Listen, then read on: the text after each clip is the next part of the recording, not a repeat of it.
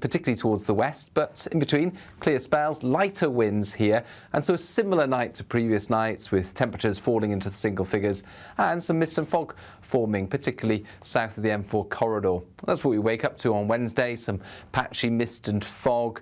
It will last for the first few hours of the day before eventually lifting. Not everyone will see the fog. There'll be some sunshine out there from the word go. Areas of cloud affecting parts of Wales into northern England. Rain just fringing upon Cumbria as we begin things, but it's wettest across western Scotland, Northern Ireland and northern Scotland first thing. Actually, the morning is the wettest period because the rain does tend to ease a little into the afternoon. It's not going to disappear entirely, but we end up with on and off mostly light rain for Northern Ireland and for much of Scotland, particularly towards western parts. Eastern and northern Scotland turning brighter with actually still some warmth here. The warmest air will be towards the south where we see some sunshine after those mist patches, 20 or 21 Celsius possible. Thursday then starts in a similar fashion with clear spells and some mist patches in the south, heavy rain across northern parts of the UK, and that rain really is going to accumulate across much of Northern Ireland and Scotland, particularly western Scotland. A rain warning in force, risk of localised flooding by the time we get to Friday. Today's outlook: cool, calm and completely horizontal. Boxed Aircon sponsors the weather on GB News. You could bank an incredible £30,000 in tax-free cash to spend however you like. And if that wasn't enough, you'll also get to drive away in this brand new motorhome. This brand new 2025 Benimar Primero could be yours. It comes with all the mod cons you'd expect from a vehicle worth over £74,000 and comfortably sleeps 4 people. This prize package is worth over £104,000. For another chance to win, text WIN to 63225. One entry costs £2.50 plus one standard network rate message, or text bonus to 63225. 5 entries cost £5 plus one standard network rate message. Go to gbnews.com/win. Entries start at £2.50. Call 0903 686 3232. Calls cost £2.50 plus your network access charge. Or post your name and number to GB16 PO Box 8690 Derby DE1 9TT. UK only. Entrants must be 18 or over. Lines close at 4 p.m. on the 31st of October. Please check the closing time if listening or watching on demand. From the school run to the home run, watch a new show for all of Britain. So he can say whatever he wants. A straight-talking show where all voices are heard. And, you know, when are we going to stop talking about smashing the gangs and actually do it? With the stories that matter from every part of our country. There's a bit of a crash landing there for your Chancellor. Bold, fearless and standing up for you. That's me, Martin Daubney, 3 p.m. till 6 p.m, weekdays, here only on GB News. The People's Channel, Britain's news channel. Westminster's full of talk, but out here, it's the real world. Am I allowed to talk now? No, that's it. This is where it matters, real people and real lives. That's what politics is all about. In fact, has Trump made a good start? No. Straight answers, no spin, and just a couple of pints. How many fingers have I ever got up? About 10. So join me for Lee Anderson's Real World every Friday at 7 p.m, only on GB News. The People's Channel, Britain's news channel. You want to know what's really going on in the corridors of power? Labour don't know what to do with you half the time, and that makes you quite lethal in the chamber. Get behind the headlines with Chopper's political podcast. Join me, Christopher Hope, as I sit down with the great and the good of British politics. We'll see where this ruling takes us. These are the stories shaping our nation. Chopper's political podcast, available now on all platforms. Listen in and stay ahead. It's Patrick Christys tonight, and here we do things differently. It's explaining the absolute madness of this, doesn't it? It's explosive. I mean, this is very good. It's lively. 850. Your government sat there, Sean, and it did nothing. It's controversial. And the Middle East has been in turmoil since before I was born. It's everything you need to kickstart your evening. Everyone's had their Weetabix tonight. I love to see it. That's Patrick Christys tonight, weeknights from 9 p.m. Only on GB News, the People's Channel, Britain's news channel.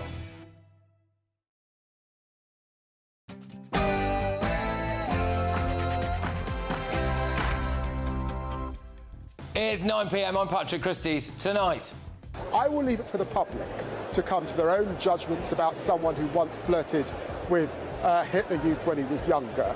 That is for the public. Should David Lammy be sacked for saying Nigel Farage flirted with the Hitler Youth? He doesn't like Britain, doesn't believe in Britain. Nigel Farage is a snake oil salesman. The plastic patriots in reform. The single greatest threat is the agenda of Nigel Farage. We must call his scheme racist. Is Labour trying to incite violence against reform? Nigel thinks so. This language will incite and encourage the radical left. Also tonight, a drunk Turkish asylum seeker who stabbed a man with a bottle and a Kuwaiti paedophile will not be deported. Plus, I joined the international community in calling for a ceasefire. gosh, the left are very quiet about Trump's ceasefire plan, aren't they? Do they actually want peace? And what are you campaigning for? Free school meals for all! So kids have been taken out of school to hand out trade union leaflets at Labour conference. We will not raise tax on working people. No tax rises for income tax, for national insurance, for VAT. We will not raise income tax. Well, a stealth tax could see you pay £700 a month more. And I'll reveal what council has spent 10 million quid buying homes just for Syrians and Afghans instead of local people. On my panel tonight, we have got GB News superstar Will Kingston and journalist Jonathan Liss. And is Rachel Reeves okay? Hello, darkness, my old friend. I've come to talk with you again. Get ready, Britain. Here we go.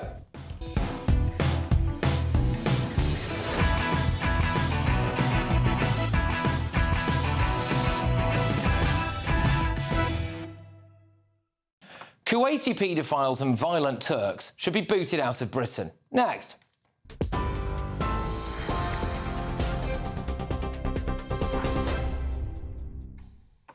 Very good evening to you from the newsroom just after 9 o'clock. Well, the top story tonight, Sir Keir Starmer has vowed that Labour will take the fight to reform UK. At the party conference in Liverpool today, he told delegates that Britain faces a choice between renewal or decline. The Prime Minister also singled out Nigel Farage as his principal opponent, accusing him of having no faith in Britain. If you say or imply that people cannot be English or British because of the colour of their skin, that mixed heritage families owe you an explanation, that people who've lived here for generations, raised their children here, built their lives here, working in our schools, our hospitals, running businesses, our neighbours. If you say they should now be deported, then mark my words, we will fight you with everything we have, because you are the enemy of national renewal. Well, Nigel Farage has since responded, claiming that Sir Keir Starmer's comments are an absolute disgrace. He also says the Prime Minister is inciting and encouraging the radical left, directly threatening the safety of Reform UK campaigners. Well, Sir Keir Starmer mentioned Nigel Farage 4 times in that latest speech, but not once mentioned Tory leader Kemi Badenoch. She's hit back, comparing Starmer and Farage to 2 boys squabbling in the playground. And she says voters don't want point scoring, they want answers. The policies which the Prime Minister himself has brought out are very similar to what we have said on indefinite leave to remain, ILR. Reform has also copied our policies. Controlling borders is not racist. Immigration is very high. We need to control our borders. As Conservatives, we know mistakes were made. That's why we've really toughened up our policy. But if you cannot criticise a policy for flaws and you start using labels as racist, I don't think people will take him seriously. So what did Sir Keir Starmer pledge in his speech? First, a shift from Tony Blair's university target. Now 2/3 of young people are being encouraged to pursue either higher education or gold standard apprenticeships. On migration, he admitted Labour will face uncomfortable choices, saying the party once patronised working people and has to change.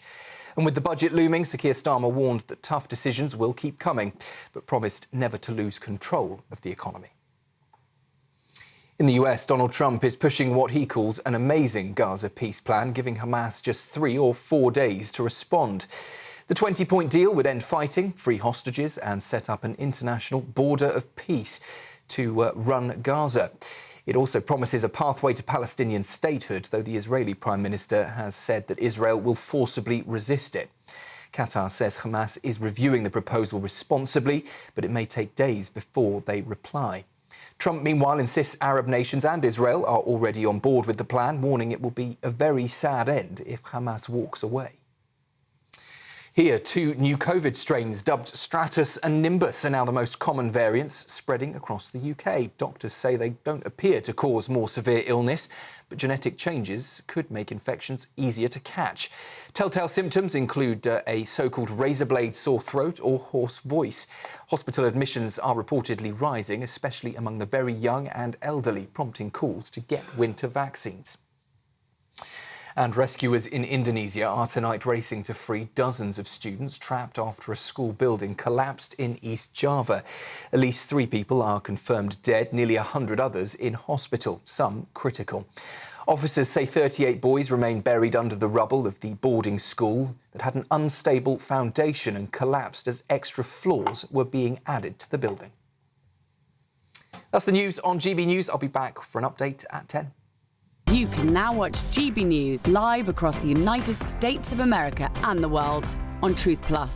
Scan the QR code to find out more or visit gbnews.com/truth.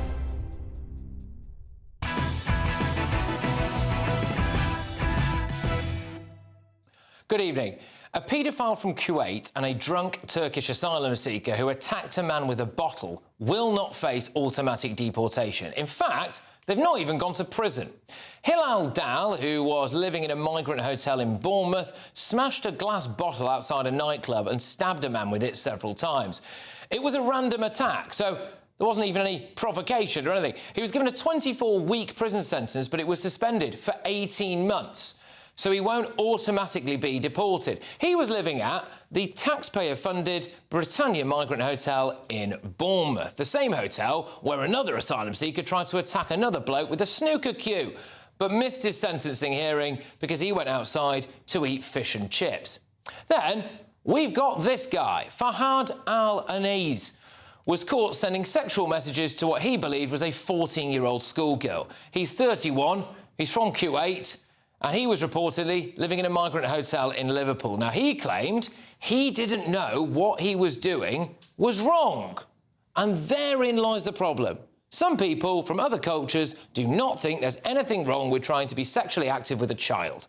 And we've seen loads of evidence of this, whether it's the grooming gangs or even people related to people found guilty of grooming gang offences, with, in this case, a girl aged just 12 or 13 years old. What a problem you have these days is these young girls that are dressed up, i.e. mini skirts, stuff like that, and they're going into the clubs. And they're ending up going with blokes and stuff like that. They're waking up next morning and they scream, rape. Or groomed. Yeah, they don't get it, do they? It's just not a big deal to, you know, certain people, is it? The Kuwaiti paedophile didn't go to prison either. He was sentenced to 8 months in jail, suspended for 24 months, ordered to complete 300 hours of unpaid work and 25 rehabilitation activity days. He was issued a sexual harm prevention order and ordered to sign the sex offenders register for 10 years. He was also told to pay 272 quid in costs and a surcharge. Well, we're probably paying that for him, aren't we? The judge in that case told him, you are very lucky today not to go to immediate custody. In this country, we take these offences seriously. Well, I'm sorry, but we don't, do we? Because if we took these offences seriously, not only would these people be deported, but men from cultures with completely different values to our own wouldn't be allowed to break into Britain across the English Channel every single day.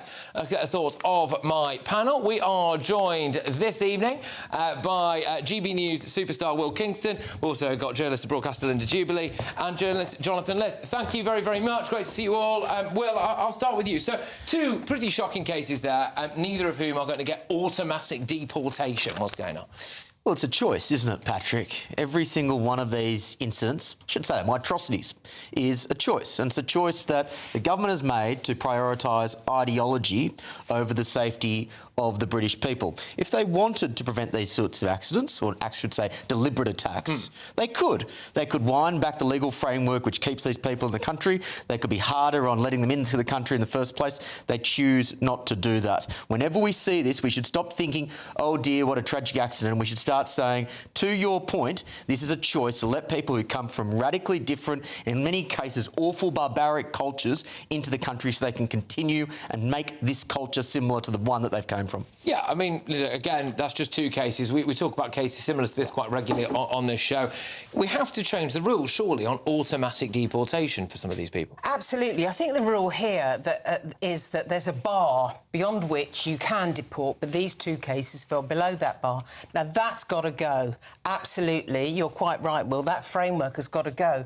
But these are pathetic excuses. The man didn't know... I didn't know I was doing wrong. I'm a Kuwaiti asylum seeker. In Kuwait, no one can have sex before they're married, so he absolutely knew he was doing wrong. What he meant was, there was I gather, a parents' group, one of the adults had pretended to be a teenage girl, and that's how they had entrapped this man. What he meant was, I didn't actually know I was talking to an adult man. I thought I was talking to a 14-year-old girl. I didn't know I was going to get caught. I didn't know I was going to get caught. That's exactly the point. And the other guy has smashed another guy over the head with a broken bottle, and the only reason he didn't meet the bar is because he was convicted of a lesser crime. Now, that's just a matter of luck, because that person, that victim there, could have suffered far worse injuries. The charge would have been much more grave, and he would have been convicted for a longer sentence, and therefore he would have met the bar. Yeah, indeed. John, what do you make of that excuse by that man there? It's not the first time we've heard it, to be fair. It's, oh, I'm sorry, I didn't realise I wasn't supposed to be engaging in sexual activity with a 14-year-old girl. Patrick, as I've said to you many times before, when people are tried with offences, they will use any excuse they can to get away with it. And one of the most common ones is, my culture made me do it. That doesn't mean that we agree with that and say, oh, right, well, if your culture made you do it, that means your culture must be as bad as you are. It means that people are trying to get out of something. OK, no, that's a good point. Right, so to just be clear on this, the viewers and listeners, so you think that he was lying about the fact that he thought it was OK to talk to a 14-year-old girl. I don't... Look, as opposed to... Well, I don't know. I don't have access to his brain to see if he was telling the truth or not. But what we do know is that in Kuwait, as has already been pointed out, what he did was illegal there as well. What this Turkish guy did was, hey presto, illegal in Turkey too. So when Will says that it's, you know, these are barbaric cultures, which I find monstrously offensive, well, guess what? These things are actually not part of their culture either. They're not legal in those countries either. Is that offensive, or is it fair enough to say that actually there are cultures where trying to be sexual with a child is basically fine? No, it's common sense. So many of the cultures that do come to this country are barbaric, Jonathan. It's offensive to say that a culture like Afghanistan, for example, where now women aren't allowed to read in public, is not barbaric. Well, that's not Afghan culture, again, that's the Afghan government. Jonathan, we've talked about it. Oh, my goodness. Now, if you patronise me one more time, Will, on this programme, I swear to God. But let me point out... No, I'm just going to point out one thing. Even though in Kuwait you actually have to be married to have sex, I do think that the legal age for getting married is 15. So there is a grey area here, but that's not a grey area in this country. To answer your question, it is not rocket science that if you import people that come from third world countries that have different views towards women, that have different views towards violence, it is more likely they are going to bring those views here. That is common sense. Anyone with half a brain can understand that. I think that he might... Well, let me know your common sense. I think it's actually what you say is just completely racist. Turkey is a candidate member for the EU. It's not a third world country. You may disagree with its government, as I do. It's probably not a third world country. Kuwait is richer than we are per capita. That's not a third world country either. We're not talking about Afghanistan right now. From those countries? Well, that's a perfectly legitimate question to ask, and that needs to be discussed on a case-by-case basis. Clearly, what's happening in Turkey right now is a massive degree of government repression. Again, I don't have access to this man's files.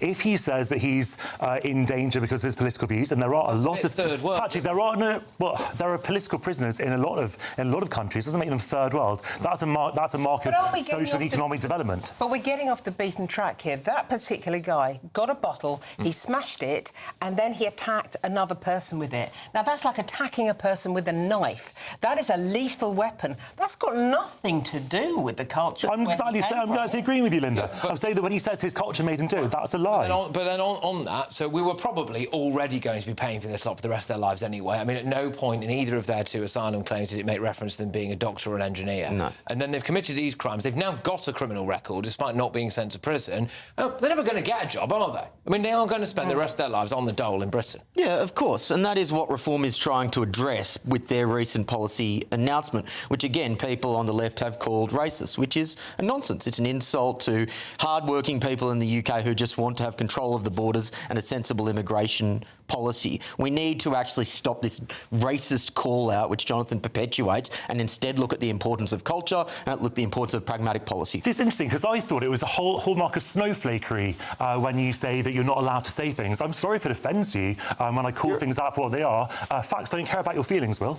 Can I just say that anyone with a criminal record should just be sent back and should not be given leave to remain? You can say. Anyone with a criminal record. That's it. End of. Well, the other aspect of this, Linda, I'll put this to you, is what are these judges doing? Like, I was talking, you know, I would have thought, if I went outside here tonight, smashed a glass bottle and then tried to shank a man with it several times, that I might go to prison.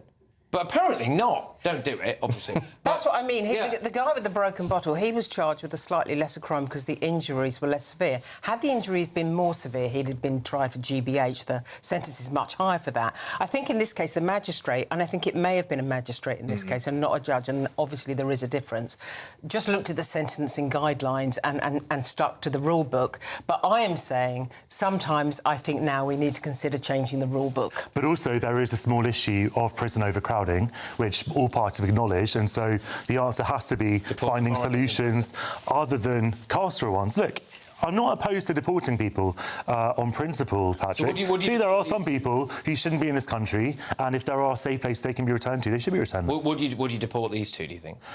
I think it would have to be on a case-by-case basis, as I say. Well, what value do they have being here? Well, look, I don't know.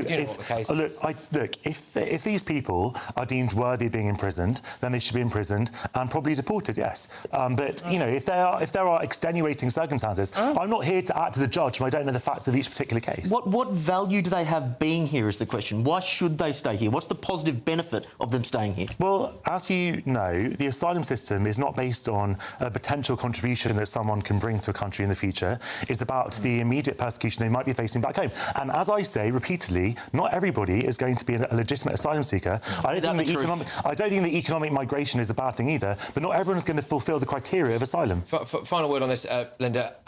This is why people are angry, isn't it? Because we've had these two cases today. I mean, there's another case wrapped up in that about the bloke who went outside to get some fish and chips and missed his sentencing. I saw that. Yeah, great. We also have the nephew of a Taliban commander who is allowed here now, along with 7 relatives who don't speak a word of English. This is why people are angry, I think. I am told there are several members of the Taliban in an area west of London. Lovely. Members of the Taliban. Brilliant. Now, I will say this, there is a cultural difference. OK, but the Afghan government is not the same as the people, and there are people throughout Afghanistan who bitterly oppose their government. So I think it would be wrong, just as you would find it offensive if I said, well, you're part of the Labour Party. Not you personally, but Labour government is not the same as the British people. Government, I'm talking about... the Taliban is a much more broader term than that. There are Taliban fighters, ex-fighters, in parts of London, and frankly, we don't want them here. I completely agree with you. There was a bloke who was driving around with a number plate that just had Taliban. The number plate was Taliban. Ridiculous. Yeah, brilliant. Anyway, right, OK, well, good start, guys, lively. We've got a heck of a lot more to go at this evening, by the way. But before that, I want to tell you how you can win the latest Great British giveaway. It's a whopping great big motorhome. It's 30 grand in cash. Here's how you can be in it to win it. It's our biggest, greatest Great British giveaway to date. Your chance to win a prize package worth over £104,000. You could be driving away with this brand new Benamar Primero motorhome. With thanks to Marquis Leisure, this 4-berth home from home comes complete with integrated kitchen and bathroom areas, sky view roof lights, and has all the tech you'd expect from the latest 2025 model. We'll also give you an incredible £30,000 in tax-free cash to make sure any adventures in your motorhome are taken in style. For another chance to win, text WIN to 63225. One entry costs £2.50 plus one standard network rate message. Or text BONUS to 63225. 5 entries cost £5 plus one standard network rate message. Go to gbnews.com/win. Entries start at £2.50. Call 0903 686 3232. Calls cost £2.50 plus your network access charge. Or post your name and number to GB16 PO Box 8690 Derby DE1 9TT. UK only. Entrance must be 18 or over. Lines close at 4 p.m. on the 31st of October. The winner will be contacted live on GB News, week commencing 10th November. Please check the closing time if listening or watching on demand. Good luck. Coming up, David Lammy's going around calling people Nazis again, and also Labour's stealth tax could end up costing you more than £700 a month. But first, I joined the international community in calling for a ceasefire. well, despite repeatedly calling for a ceasefire, the pro-Palestine brigade have been very quiet about President Trump's ceasefire. Do they actually want peace? That's next.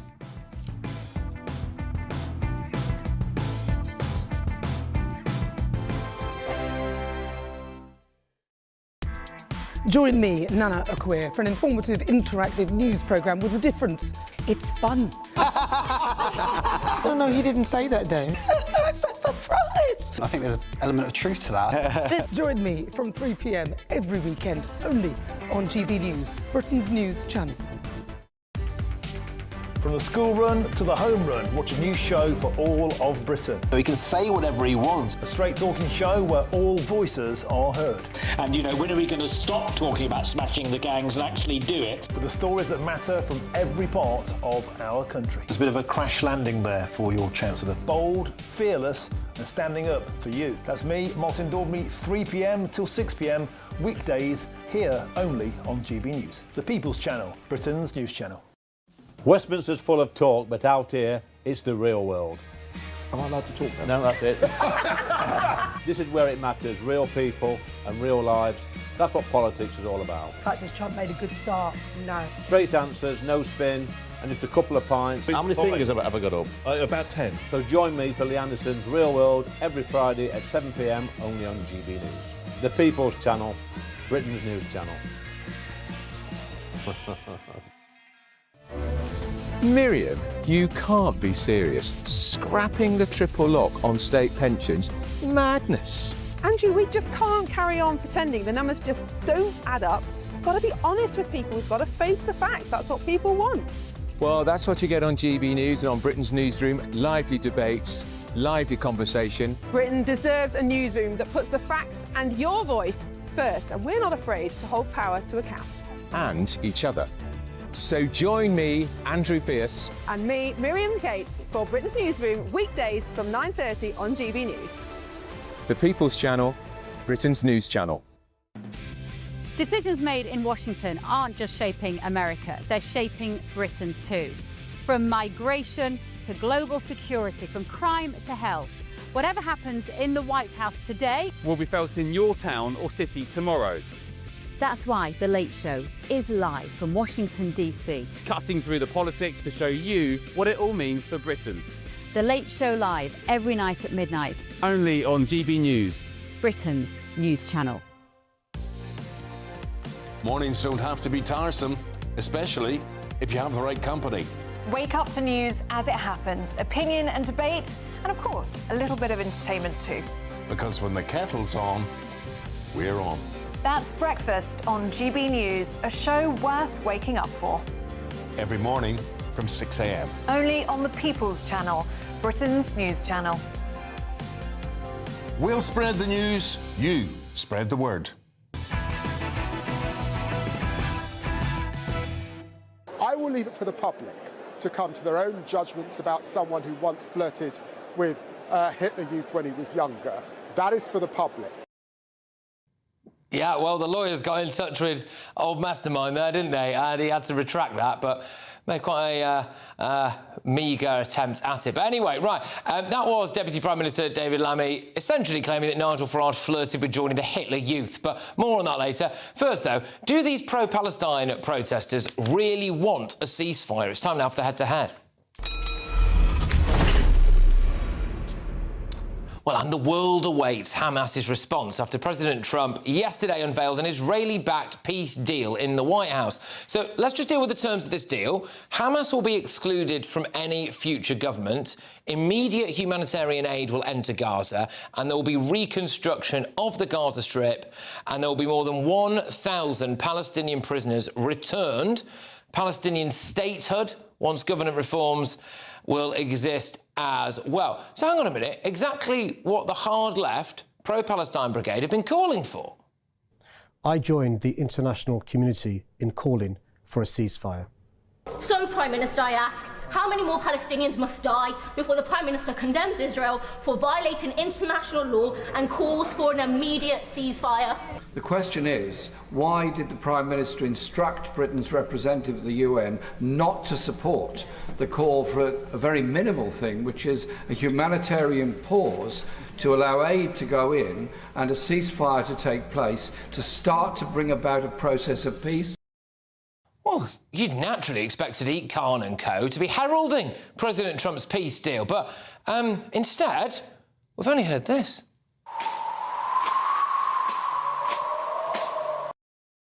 Complete tumbleweed. All Jeremy Corbyn could muster was some lukewarm criticism of Tony Blair's role in the deal. Tonight I'm asking, do the pro-Palestine brigade really want a ceasefire? Going head-to-head on this now, our activist and campaigner Peter Tatchell and journalist Nicole Lampert. Thank you very much, both of you. Nicole, I'll start with you. Do you think that Sadiq Khan, Jeremy Corbyn and co actually really want a ceasefire? I don't think Jeremy Corbyn does, and I would kind of... if we're talking about, for example, the protests that we've seen in London really for almost every weekend for the last 2 years, starting, of course, just a few days after the October 7 attacks, you've got probably maybe the majority of people who genuinely want an end to war. Then you've got the far left, like Jeremy Corbyn, who really don't want Israel to exist, and also jumping onto this cause as a kind of plan for a revolution. That's what they're hoping for. And then you've got the Islamic extremists who also don't want Israel to exist. And they're very open about it. They cry, from the river to the sea, Palestine should be free. So they're not talking about freedom, democracy, or anything like that. They mean the end of Israel. And they talk about, we don't want no two states, we want to go back to 1948. So they completely want the dissolution of Israel. So I don't know where Sadiq sits in there. Well, but the other two, sure, I don't think this is what they want, which is why I'll put this to Peter. I mean, Peter, I'm literally just looking at Sadiq Khan's X feed in front of me now. He's tweeted about Diwali. He's tweeted about the Baker Loop line, which is a brand new express bus service. Fantastic. So those are his tweets that I've seen since President Trump's ceasefire deal. I mean, you'd have thought he'd be all over it. It's almost like he can't bring himself to be happy about all he's ever wanted coming true. Well, I can assure you that right from the first protests since the horrific 7th of October massacre, all the Palestine marchers had as the key demand, ceasefire now, to save both Palestinian and Israeli lives. That has been the key demand of all these protests, and they echo the hundreds of thousands of people, Jewish why aren't they all people saying in Israel, thank you? who've made the same demand. And now the president of Palestine, Mahmoud Abbas, has accepted Donald Trump's deal. He's agreed no place for Hamas, the demilitarization of Palestine. This is a misrepresentation. Where's Jeremy Corbyn on this? Where's Zara Sultana on it? Where's Sadiq Khan? Where are all these people that have been so vocal about it? They should be saying thank you, President Trump, for brokering this deal, shouldn't they? And they can't bring themselves to do it, Peter, can they? The deal has only just been announced, so let's wait and see what they say. But certainly, you know, the Palestinians say that whatever the flaws and failings of this agreement, the #1 priority is to stop the killing, to save lives on both sides, to get the hostages back, to end the bloodfest. That's the #1 priority. And so I don't think this deal is perfect, but it's in the right direction. And I think it should be supported in accordance with the wishes of the majority of Palestinian people. Well, there you go. But there, I think, in a way, Peter, you've hit the nail on the head. Because if the #1 priority, Nicole, was always just about a ceasefire, I think they'd be cheering this. But because President Trump's involved, and as well because Tony Blair's involved, I don't think they can bring themselves to do it. They can't overlook those two things and say, yes, this is good. So really, I'm not sure it's all been about a ceasefire. It might have been a little bit about political point scoring and posturing. But, I mean, I'm surprised that Pete hasn't mentioned the time that he was arrested for going on the march and having an anti-Hamas placard. But that shows you what those marches were about, that they were pro-Hamas and pro-terror. No, that was the police. That was the police. It was not. Yeah, because they were worried that you were dangerous. It was the police. They were worried that you would be in danger, just as Nayib Ghorbani, when he said Hamas are terrorists, he was arrested 11 times just for having that and pro-Palestine marches. And I oppose that, and I condemn that. Yeah. So the reason that they're unhappy is that basically this ceasefire deal is also demands the surrender of Hamas, and that's why they're unhappy. Right, and that's... It says that Hamas has to disarm. It says that Hamas has to give back the hostages. And it basically is a ceasefire that gives the Israeli what they've always wanted, which is these two things, the hostages returned and the fact that Hamas will be gone from the Gaza Strip and will not be able to... Can I just make it clear? Can I just make clear that when I was arrested for exposing Hamas's terrorism and executions, I was applauded by the vast majority of people on that Palestine march. They agreed with me that Hamas is bad news. They do not support Hamas. OK, well, just on the question of supporting Hamas, Peter, are we about to find out how many people in Gaza actually support Hamas? Because we've been told that, look, Hamas are not representative of the people of Gaza. Most people in Gaza, you know, hate them and are brutally oppressed. And hey, look, that may well be true. But we're actually, Peter, maybe about to find out, aren't we? Because one of the conditions of this deal is that Hamas will have to go. So the people of Gaza now should be, well, when they get the opportunity to, assuming it happens, you know, celebrating in the street. If there's some opposition there to Hamas being moved to one side, would it not make you wonder about whether or not the political allegiances of the people of Gaza are actually with that terrorist organisation? Well, Hamas never won majority support in the last elections held in 2005. The most recent credible poll in March this year showed that Hamas would only win 6% support among Gazan Palestinians. And as you know, there have been huge anti-Hamas protests all across Gaza for the last 5 months. It shows that people are turning rightly against this terrorist organisation, which oppresses them as Palestinians. But just a quick final word for you, Nicole. Do you buy that, then? Do you buy that the people of Gaza will be celebrating the end of Hamas, do you think? Or you know, could that... I think they'll be celebrating the end of the war. The problem isn't just Hamas. Hamas is one of several terrorist groups within the Gaza Strip. And the question is, you know, and one of the things that is also in the peace deal is the idea of re-radicalizing the entire population who have been taught almost from birth that their only happiness lies in the destruction of Israel. OK. Both of you, look, hey, thank you very much. It was a good back and forth there. It's activist and campaigner Peter Tatchell and journalist Nicole Lampert. Take care, both of you. Lots more coming your way. Fascinating story, this. But what are you campaigning for? Free school meals for all! Right, well, an education union bust in school kids for a free school meals protest outside the Labour Party conference. I mean, this is another example of the left indoctrinating kids, using them as propaganda tools. We'll find out soon. But before that, Labour's stealth tax could end up costing you more than £700 a month. Stay tuned to find out.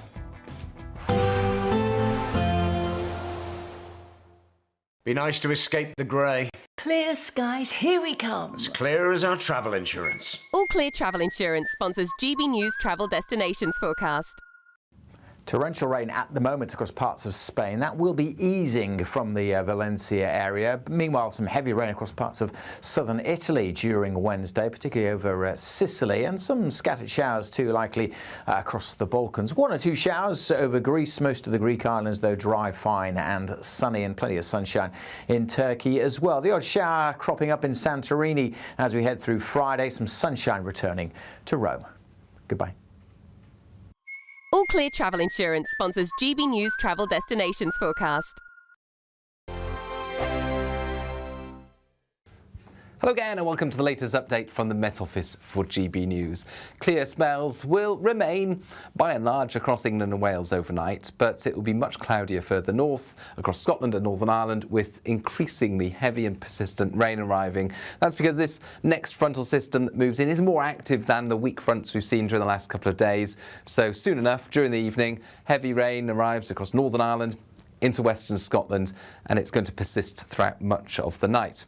But for much of England and Wales, yeah, there'll be some patchy cloud around, particularly towards the west, but in between, clear spells, lighter winds here, and so a similar night to previous nights with temperatures falling into the single figures and some mist and fog forming, particularly south of the M4 corridor. That's what we wake up to on Wednesday, some patchy mist and fog. It will last for the first few hours of the day before eventually lifting. Not everyone will see the fog. There'll be some sunshine out there from the word go. Areas of cloud affecting parts of Wales into northern England. Rain just fringing upon Cumbria as we begin things, but it's wettest across western Scotland, Northern Ireland and northern Scotland first thing. Actually, the morning is the wettest period because the rain does tend to ease a little into the afternoon. It's not going to disappear entirely, but we end up with on and off mostly light rain for Northern Ireland and for much of Scotland, particularly towards western parts. Eastern and northern Scotland turning brighter with actually still some warmth here. The warmest air will be towards the south where we see some sunshine after those mist patches, 20 or 21 Celsius possible.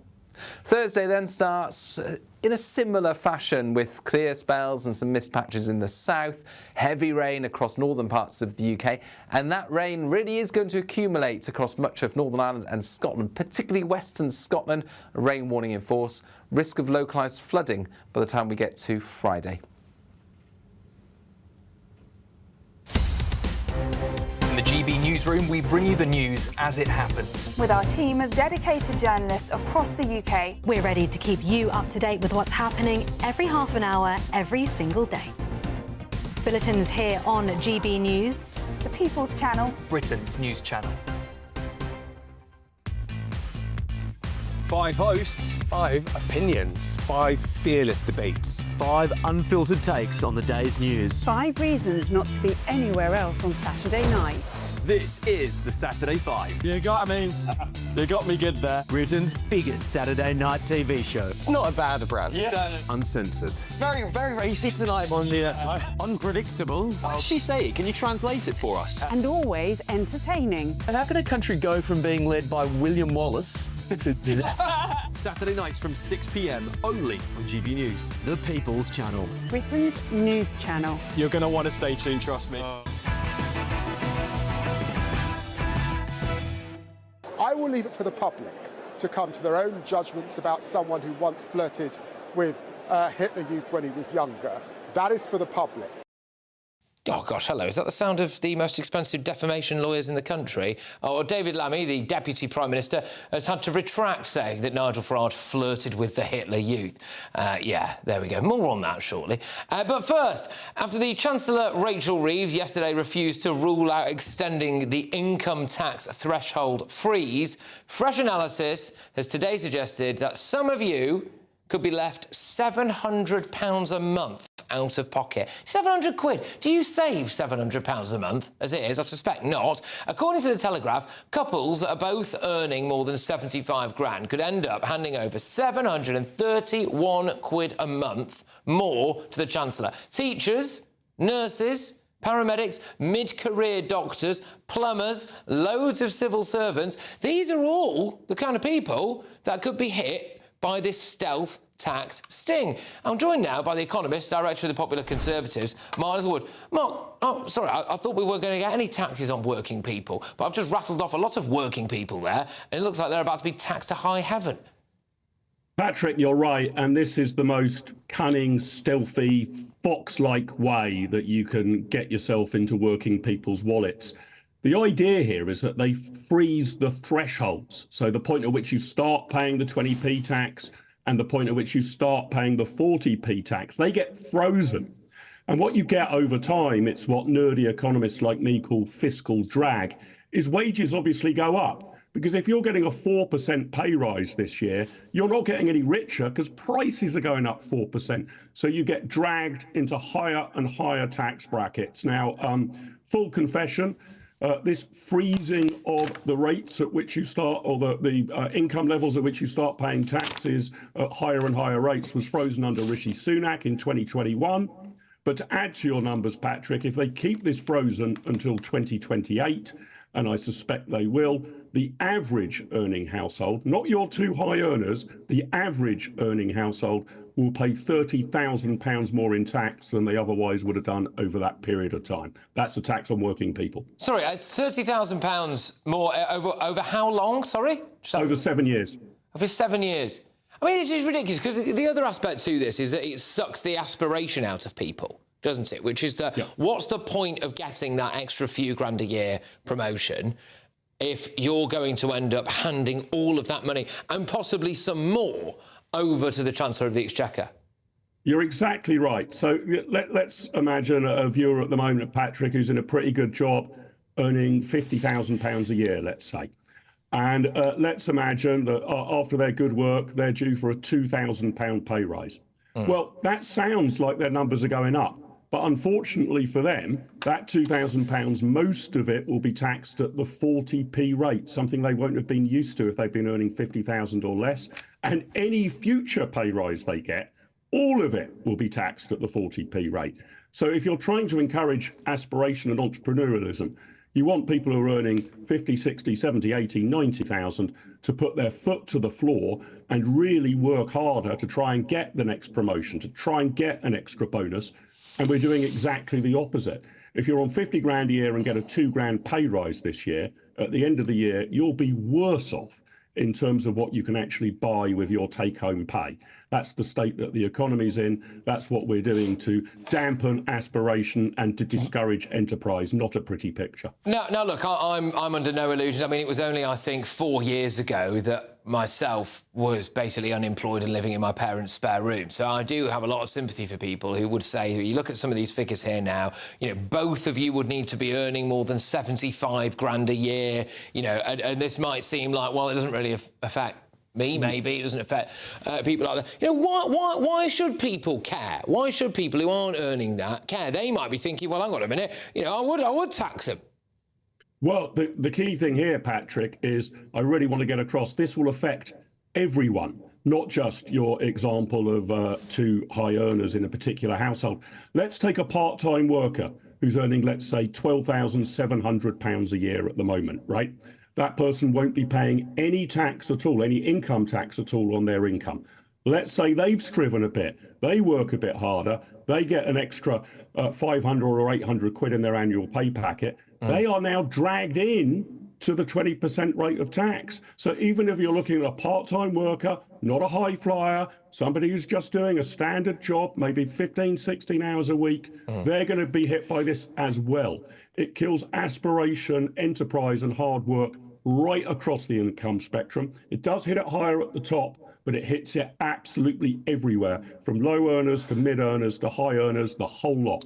And just finally, I was watching Sir Keir Starmer's speech today, and I know a lot of people noticed this as well. Rachel Reeves, I thought, was sitting there looking as though she was about to break down in tears again, and we're going to talk about this a bit later on.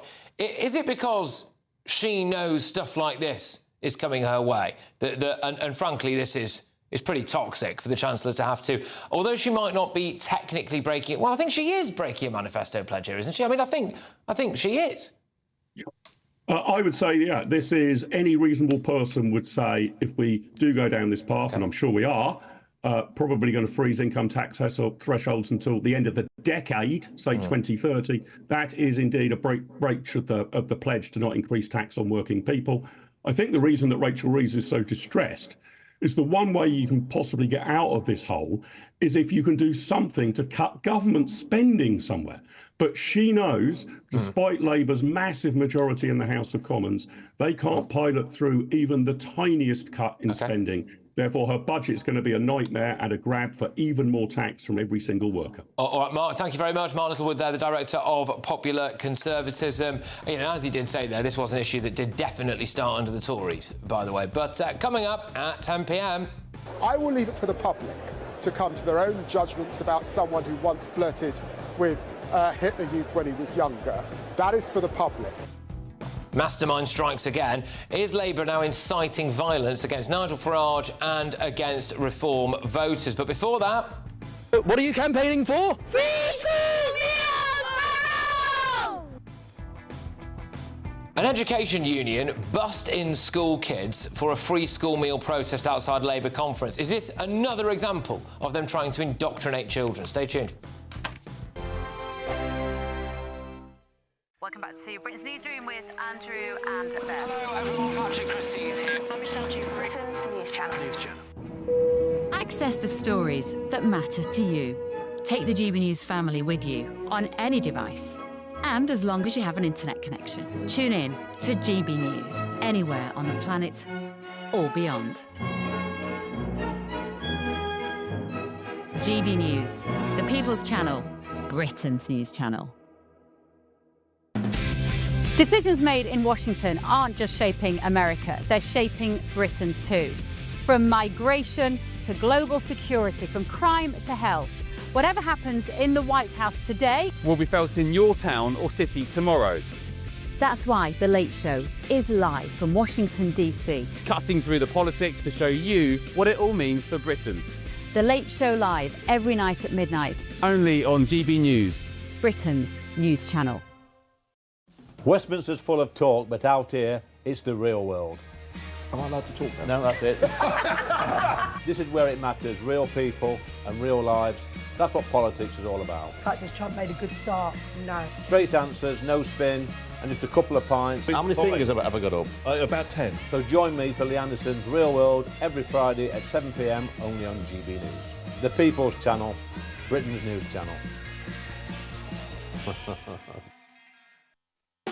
You want to know what's really going on in the corridors of power? Labour don't know what to do with you half the time, and that makes you quite lethal in the chamber. Get behind the headlines with Chopper's political podcast. Join me, Christopher Hope, as I sit down with the great and the good of British politics. We'll see where this ruling takes us. These are the stories shaping our nation. Chopper's political podcast, available now on all platforms. Listen in and stay ahead. Mornings don't have to be tiresome, especially if you have the right company. Wake up to news as it happens, opinion and debate, and of course, a little bit of entertainment too. Because when the kettle's on, we're on. That's Breakfast on GB News, a show worth waking up for. Every morning from 6 a.m. Only on the People's Channel, Britain's news channel.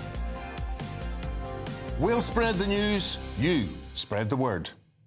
Hi, I'm Michelle Juber, and my show is your opportunity to cut through all the noise and dive in headfirst to some robust debates. Ideas clash. Situation, isn't it? No, because the failure is you're deliberately avoiding my point. Nothing's held back. And if you think this is the end of it, wait for more. And we do not shy away from the difficult stuff. Sometimes I want to shake people and say, if only you understood. So join me on Jubes & Co. weeknights at 6 p.m. only on GB News, Britain's news channel.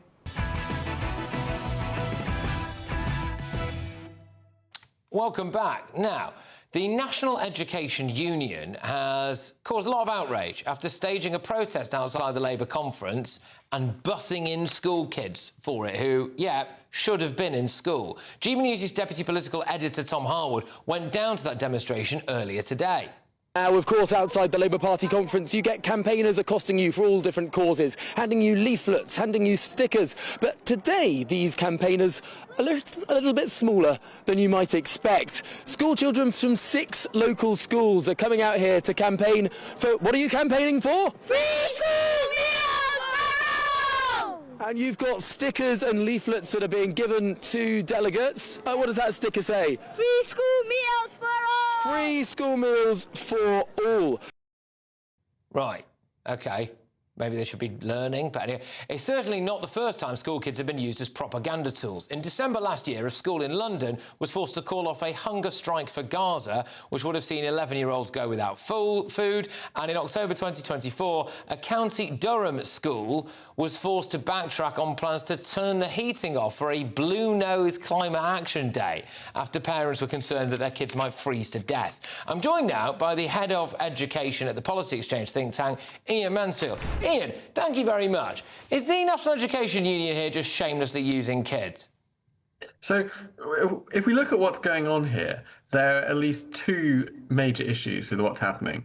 So, number one, if we look at the guidance on absence, which is statutory guidance that schools have to take account of, it says absolutely clearly in paragraph 38 that no absence should be authorised for taking part in protest activities.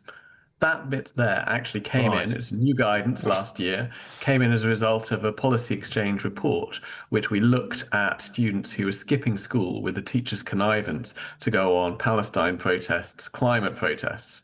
And then the Conservative government put this in, the Labour government kept it in there, and we've got this new piece of thing which is absolutely forbidden.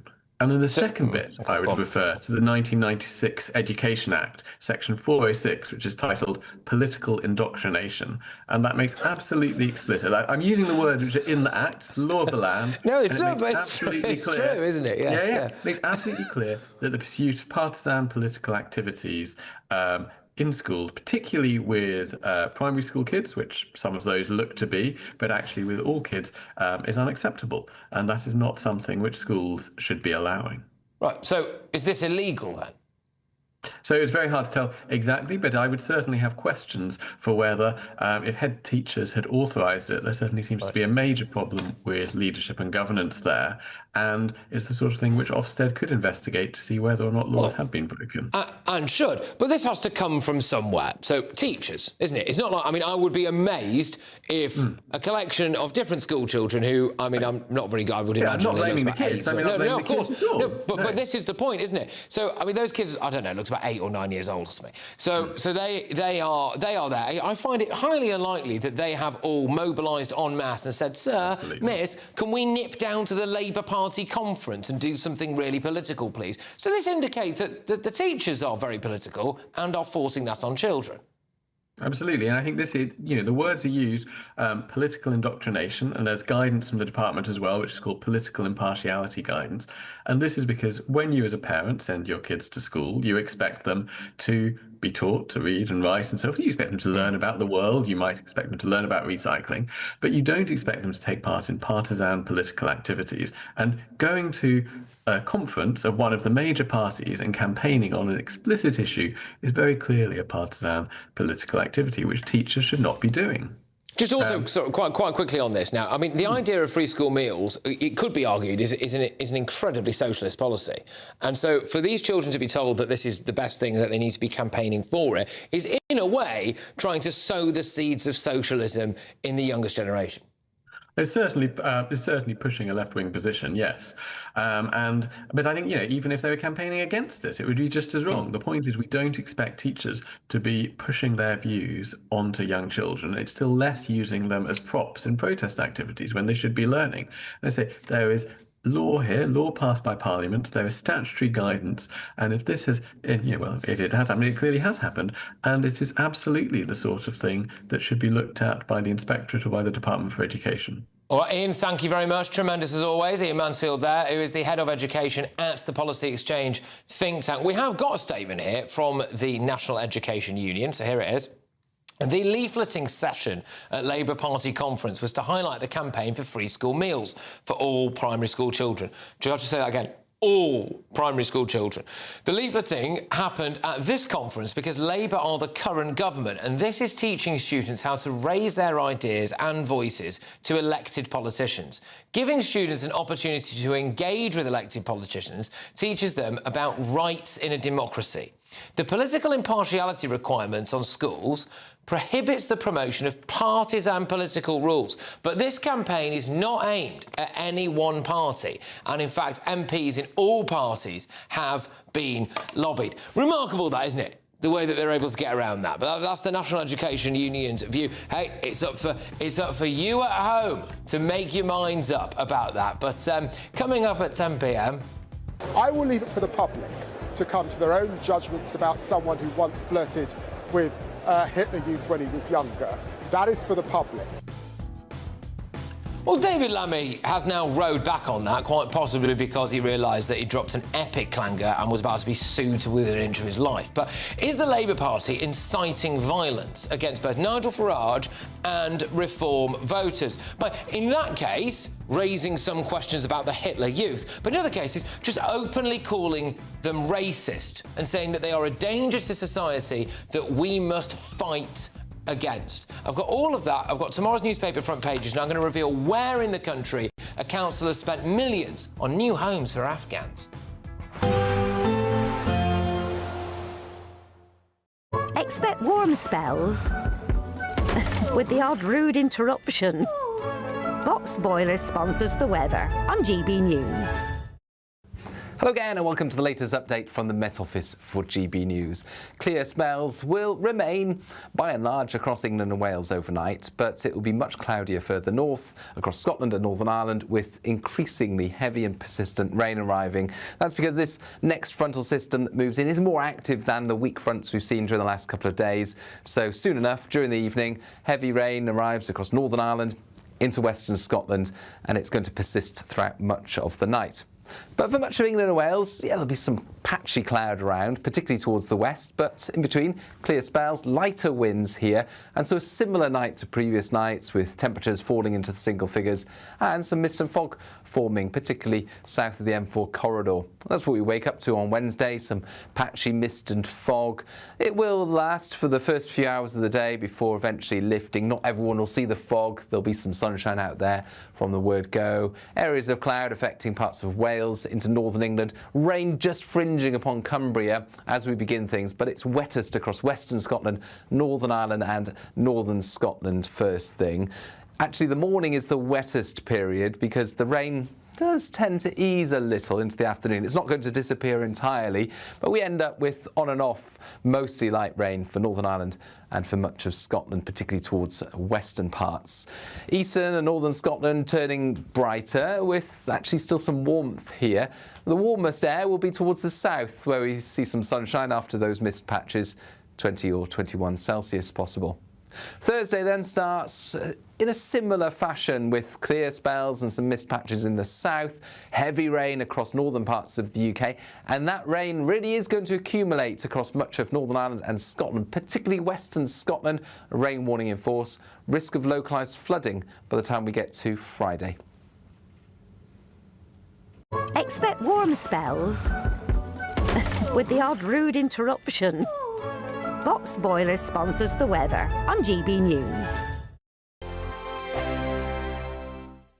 It's our biggest Great British giveaway to date. You could be driving away with this brand new Benamar Primera motorhome. This 4-berth home from home comes complete with integrated kitchen and bathroom areas and has all of the tech you'd expect from the latest 2025 model. We'll also give you an incredible £30,000 in tax-free cash to make sure that any adventures you take in your new motorhome are taken in style. For a chance to win, text WIN to 63225. One entry costs £2.50 plus one standard network rate message, or text BONUS to 63225. 5 entries cost £5 plus one standard network rate message. Go to gbnews.com/win. Entries start at £2.50. Call 0903 686 3232. Calls cost £2.50 plus your network access charge. Or post your name and number to GB16 PO Box 8690 Derby DE1 9TT. UK only. Entrance must be 18 or over. Lines close at 4 p.m. on the 31st of October. Please check the closing time if listening or watching on demand. From the school run to the home run, watch a new show for all of Britain. He can say whatever he wants. A straight talking show where all voices are heard. And, you know, when are we going to stop talking about smashing the gangs and actually do it? With the stories that matter from every part of our country. There's a bit of a crash landing there for your Chancellor. Bold, fearless and standing up for you. That's me, Martin Daubney, 3 p.m. till 6 p.m, weekdays, here only on GB News. The People's Channel, Britain's news channel. the GB Newsroom, we bring you the news as it happens. With our team of dedicated journalists across the UK. We're ready to keep you up to date with what's happening every half an hour, every single day. Bulletins here on GB News. The People's Channel. Britain's news channel. Westminster's full of talk, but out here, it's the real world. Am I allowed to talk now? No, that's it. This is where it matters, real people and real lives. That's what politics is all about. In fact, has Trump made a good start? No. Straight answers, no spin, and just a couple of pints. How many fingers have I got up? About 10. So join me for Lee Anderson's Real World every Friday at 7 p.m. only on GB News. The People's Channel, Britain's news channel.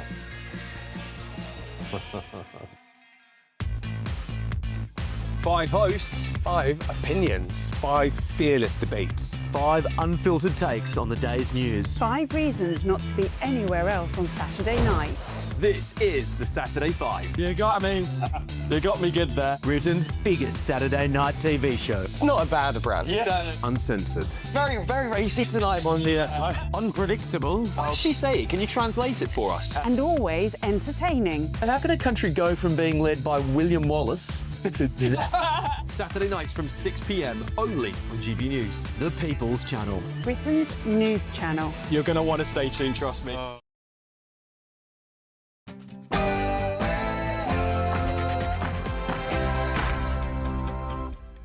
It's 10 p.m. I'm Patrick Christys. Tonight, I will leave it for the public to come to their own judgments about someone who once flirted with Hitler Youth when he was younger. That is for the public. should David Lammy be sacked for saying Nigel Farage flirted with the Hitler Youth? Doesn't like Britain. Doesn't believe in Britain. Nigel Farage is a snake oil salesman. The plastic patriots in reform. The single greatest threat is the agenda of Nigel Farage. We must call his scheme racist. Is Labour trying to incite violence against reform? Nigel thinks so. This language will incite and encourage the radical left. Also tonight, I will reveal what council has spent £5 million buying homes for Syrians and Afghans instead of local people. I'll have all of tomorrow's newspaper front pages, and I have got my wonderful panel with me. We've got GB News superstar Will Kingston, journalist and broadcaster Linda Jubilee, and journalist Jonathan Liss. And, is Rachel Reeves okay? Hello, darkness, my old friend. I've come to talk with you again. Yikes. And what's going on here? Depending on a child's transgender identity, that they can pick which bathroom they want. Get ready, Britain. Here we go.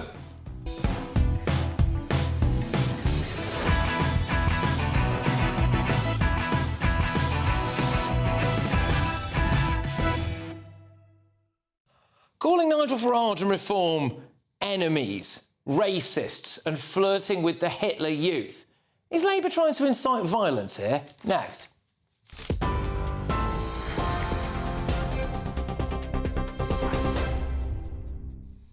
Very good evening to you from the newsroom just after 10 o'clock. Well, the top story tonight, Sir Keir Starmer has vowed that Labour will take the fight to reform UK, telling his party conference in Liverpool that Britain faces a choice between renewal or decline.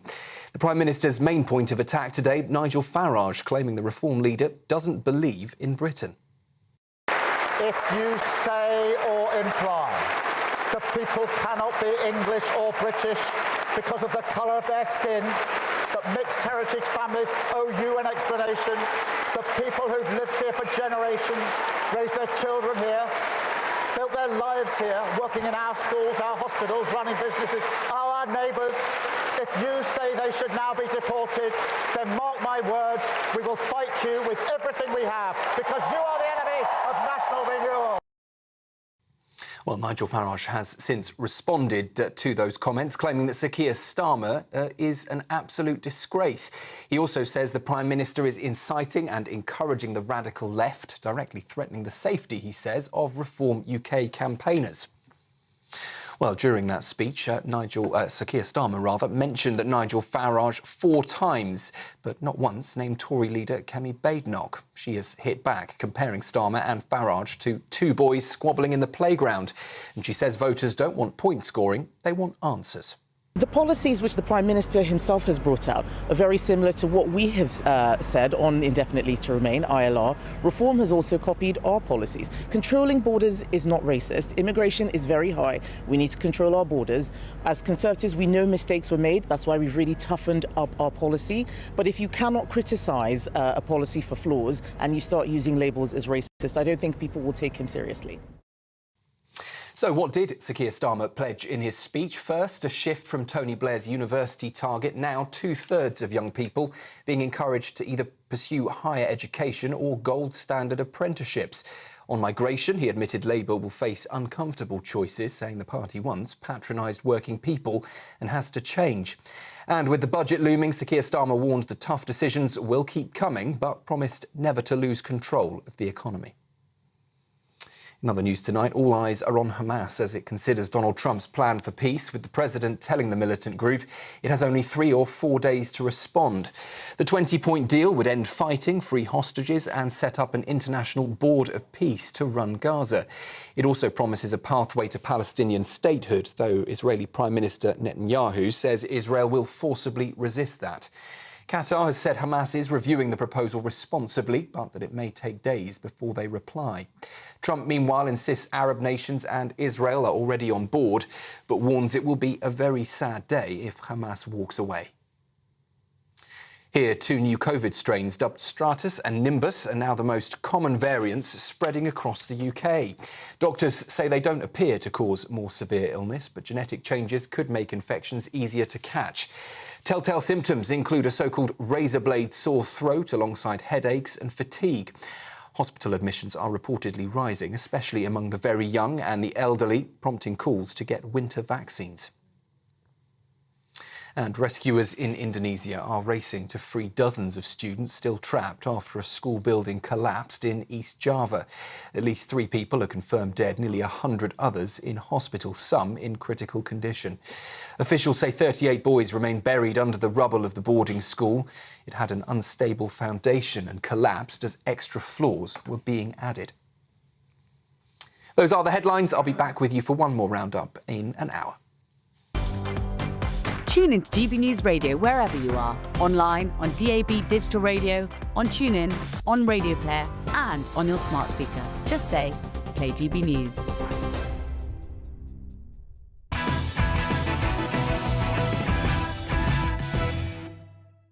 Good evening.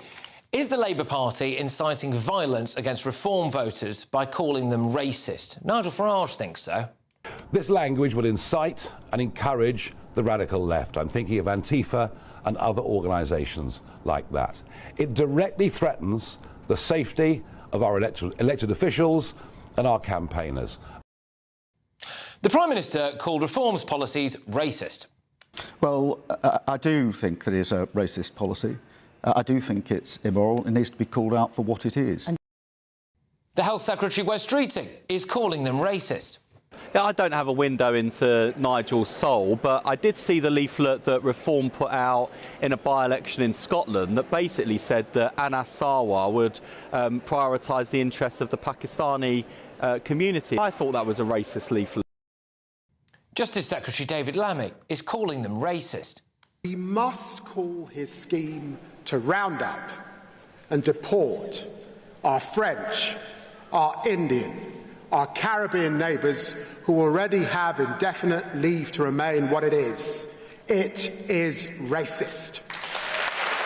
I say not in our country, not in our name, not in our time. Education Secretary Bridget Phillipson is calling them racist. You say Nigel Farage is racist? It's hard to escape the conclusion that because many of the things that he does and says, I think, drift into racism, it's hard to escape that conclusion. And it's not hard to guess who Home Secretary Shabana Mahmood is referring to when she says this. Patriotism, a force for good, is turning into something smaller, something more like ethno-nationalism, which struggles to accept that someone who looks like me and has a faith like mine can truly be English or British. In his big speech today, Sir Keir Starmer used language like this. We must go into that battle armed, not just with words and condemnation, but with action. And that means tackling all the problems. We must go into battle armed, not just with words but with actions. And then, after Sir Keir Starmer finished speaking, David Lammy sunk to a new low by saying this about Nigel Farage. Is Nigel Farage a racist? I answered your question. I'm not going to play the man. I'm playing the ball as our leader did. I will leave it for the public to come to their own judgments about someone who once flirted with Hitler Youth when he was younger. Aside from the fact that you just can't really go around saying that people love Hitler, it's also highly defamatory, which is why I suspect the lawyers got onto Mr. Mastermind. He has denied it, and so I accept that he has denied it, and I would like to clarify that position because, in the end, the Prime Minister was keen for us to focus on the policies, not the individual. Well, there's not a sorry in there, is there? And it's disgusting language to use in the wake of the Charlie Kirk assassination when people on TikTok have already appeared to want Nigel Farage to be done next.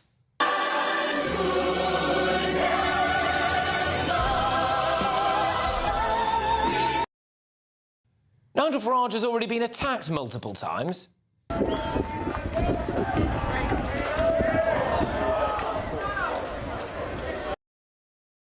That one was with a milkshake, this one was with rocks. It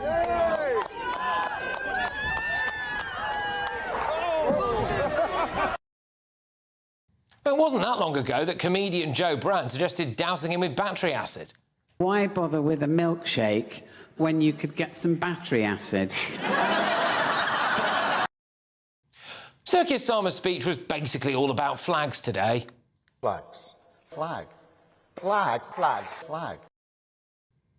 Bit ironic, given it's Labour councils who've been removing Union and St George's flags all around the country. What are you doing? Leave it! Leave it! You lefty Sir Keir Starmer was hoping to ignite some patriotic enthusiasm. Well, it's a shame that his cabinet didn't seem to like it. Rachel Reid looked like she'd been crying again. Just from the top, but from the grassroots. Because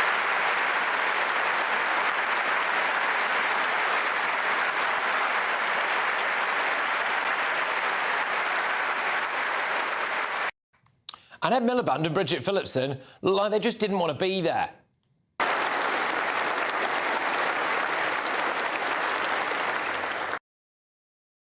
Look, when it comes to the racism stuff, when David Lammy says things like this... Is Nigel Farage a racist? I answered your question. I'm not going to play the man. I'm playing the ball as our leader did.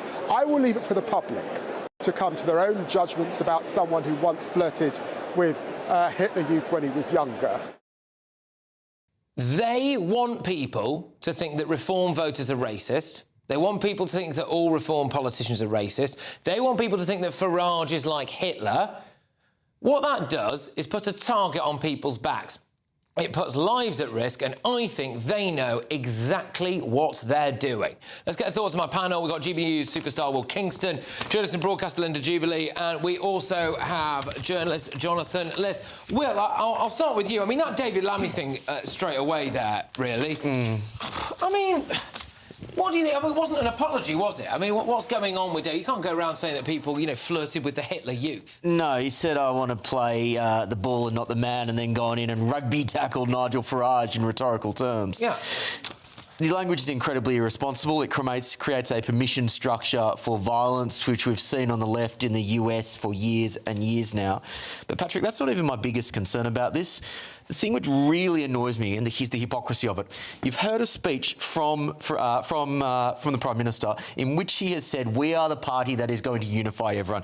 All the people on the right, the Reform Party, they're the dividers. We want to oppose people who divide us. Yeah. And then they use language like the far right. They say that basically, they insinuate that Reform supporters are racist. What they are doing is the type of divisive politics which they claim to be above, which really makes you realise when these people say people who want to divide us, they mean people who disagree with us. They want it, in my view, it's pretty straightforward. They want people who are maybe slightly on the fence about voting Reform or backing Nigel Farage to not do it just in case everyone else calls them a racist, just in case they're worried about seeming like they're a racist. I think that's what they want to do. It's demonising, smearing people on a mass scale.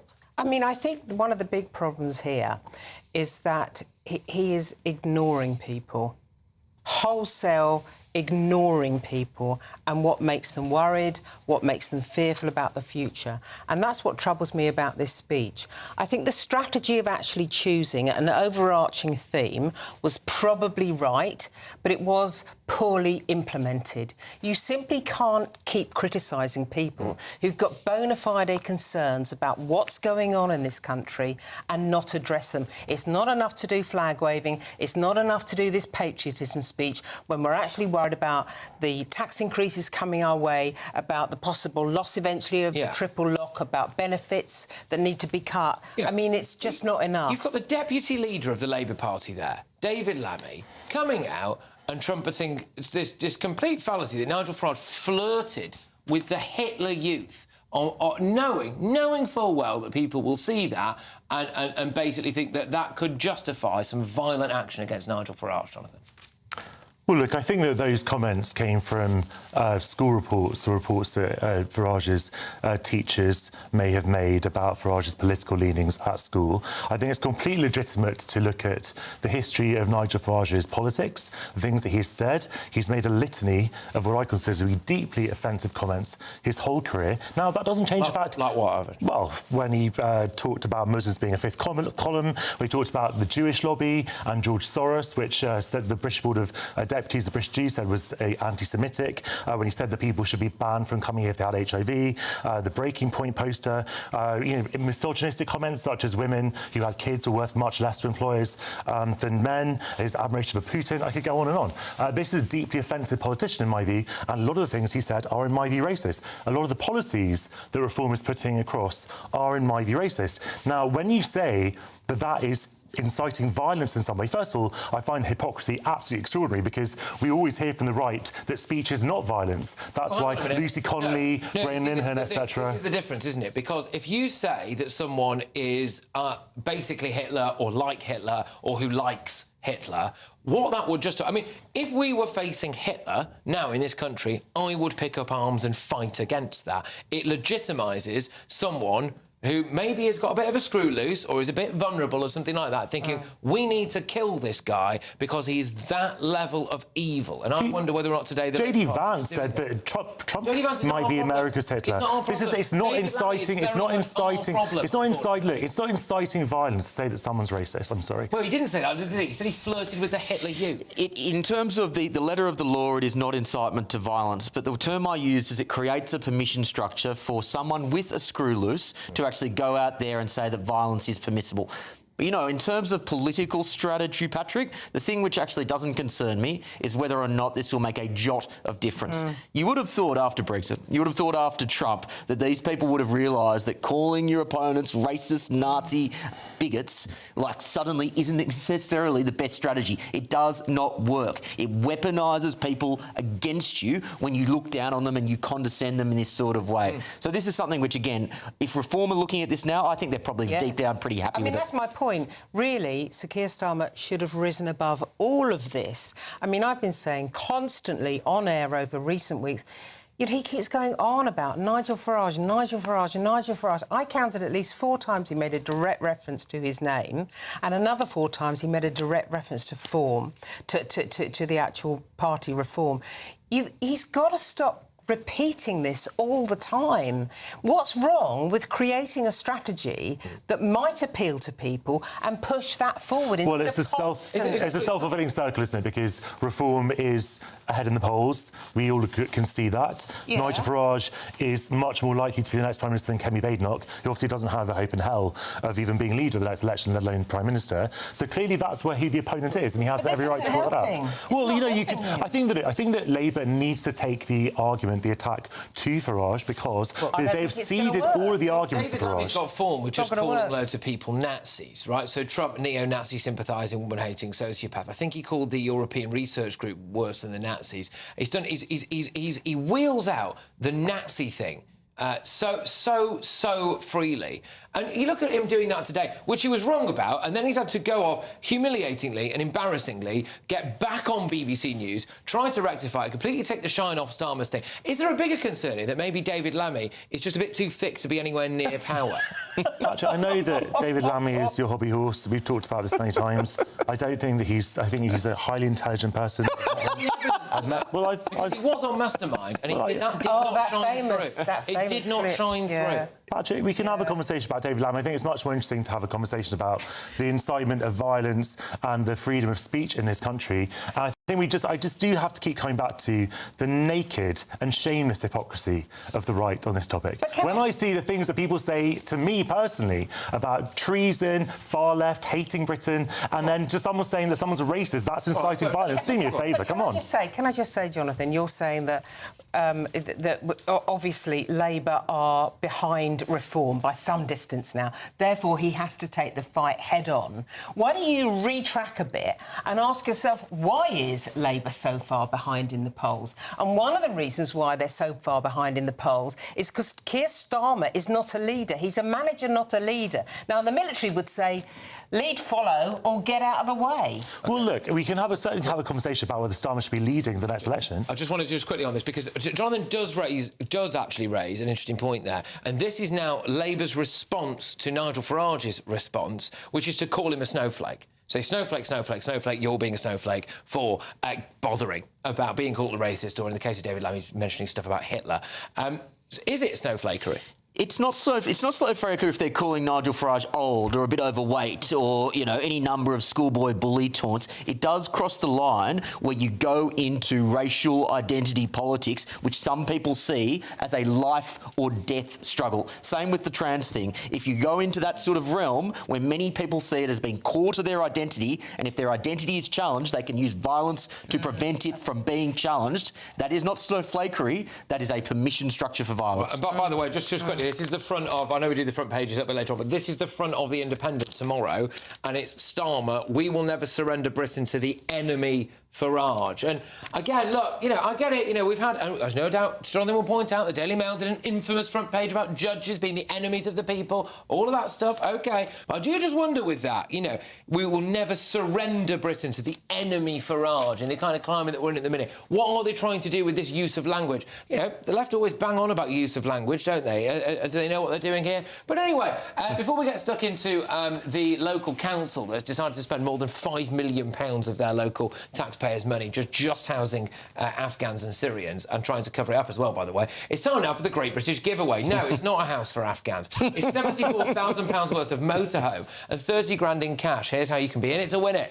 It's our biggest, greatest Great British giveaway to date. Your chance to win a prize package worth over £104,000. You could be driving away with this brand new Benamar Primero motorhome. With thanks to Marquis Leisure, this 4-berth home from home comes complete with integrated kitchen and bathroom areas, sky view roof lights, and has all the tech you'd expect from the latest 2025 model. We'll also give you an incredible £30,000 in tax-free cash to make sure any adventures in your motorhome are taken in style. For another chance to win, text WIN to 63225. One entry costs £2.50 plus one standard network rate message. Or text BONUS to 63225. 5 entries cost £5 plus one standard network rate message. Go to gbnews.com/win. Entries start at £2.50. Call 0903 686 3232. Calls cost £2.50 plus your network access charge. Or post your name and number to GB16 PO Box 8690 Derby DE1 9TT. UK only. Entrance must be 18 or over. Lines close at 4 p.m. on the 31st of October. The winner will be contacted live on GB News, week commencing 10th of November. Please check the closing time if listening or watching on demand. Good luck. All right, good luck, everybody. Coming up, all of tomorrow's newspaper front pages and what's going on here. Oh, any time now. Depending on a child's transgender identity, that they can pick which bathroom they want. Yeah, well, like that lady, I'll be revealing all shortly. But before that, I'll reveal... Oh, yeah, don't look away. But anyway, I'll reveal what council has spent £10 million buying homes for Syrians and Afghans instead of local people. Don't move.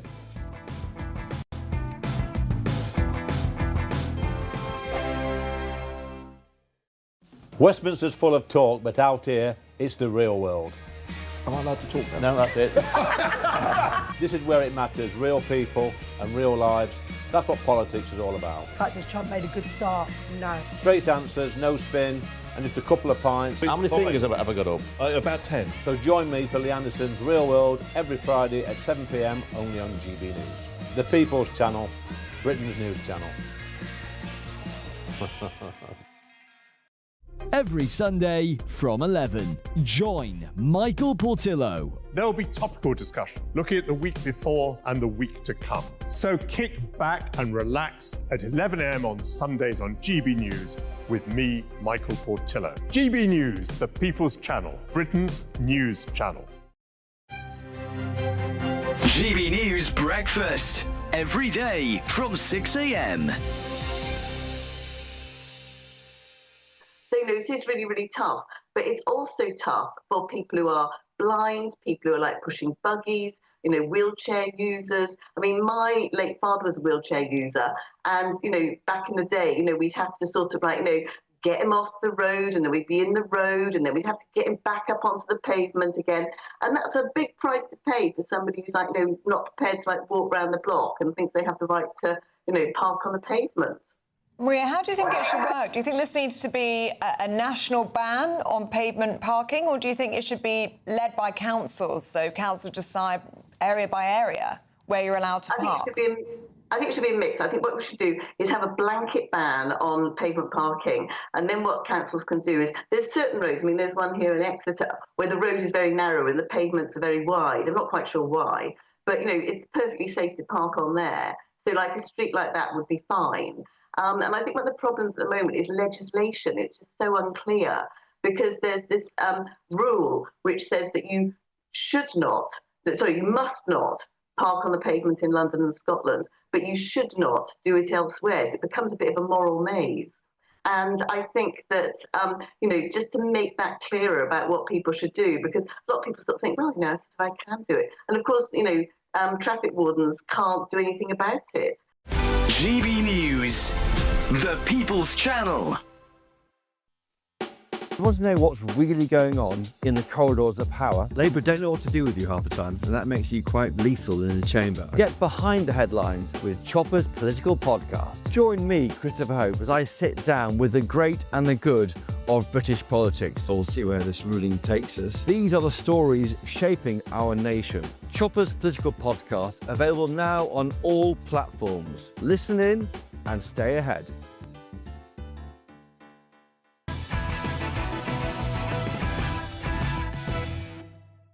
Welcome back. All of tomorrow's newspaper front pages coming up very shortly. But first, a council in Surrey has admitted spending more than £10 million on housing for Syrians, Afghans and Ukrainians.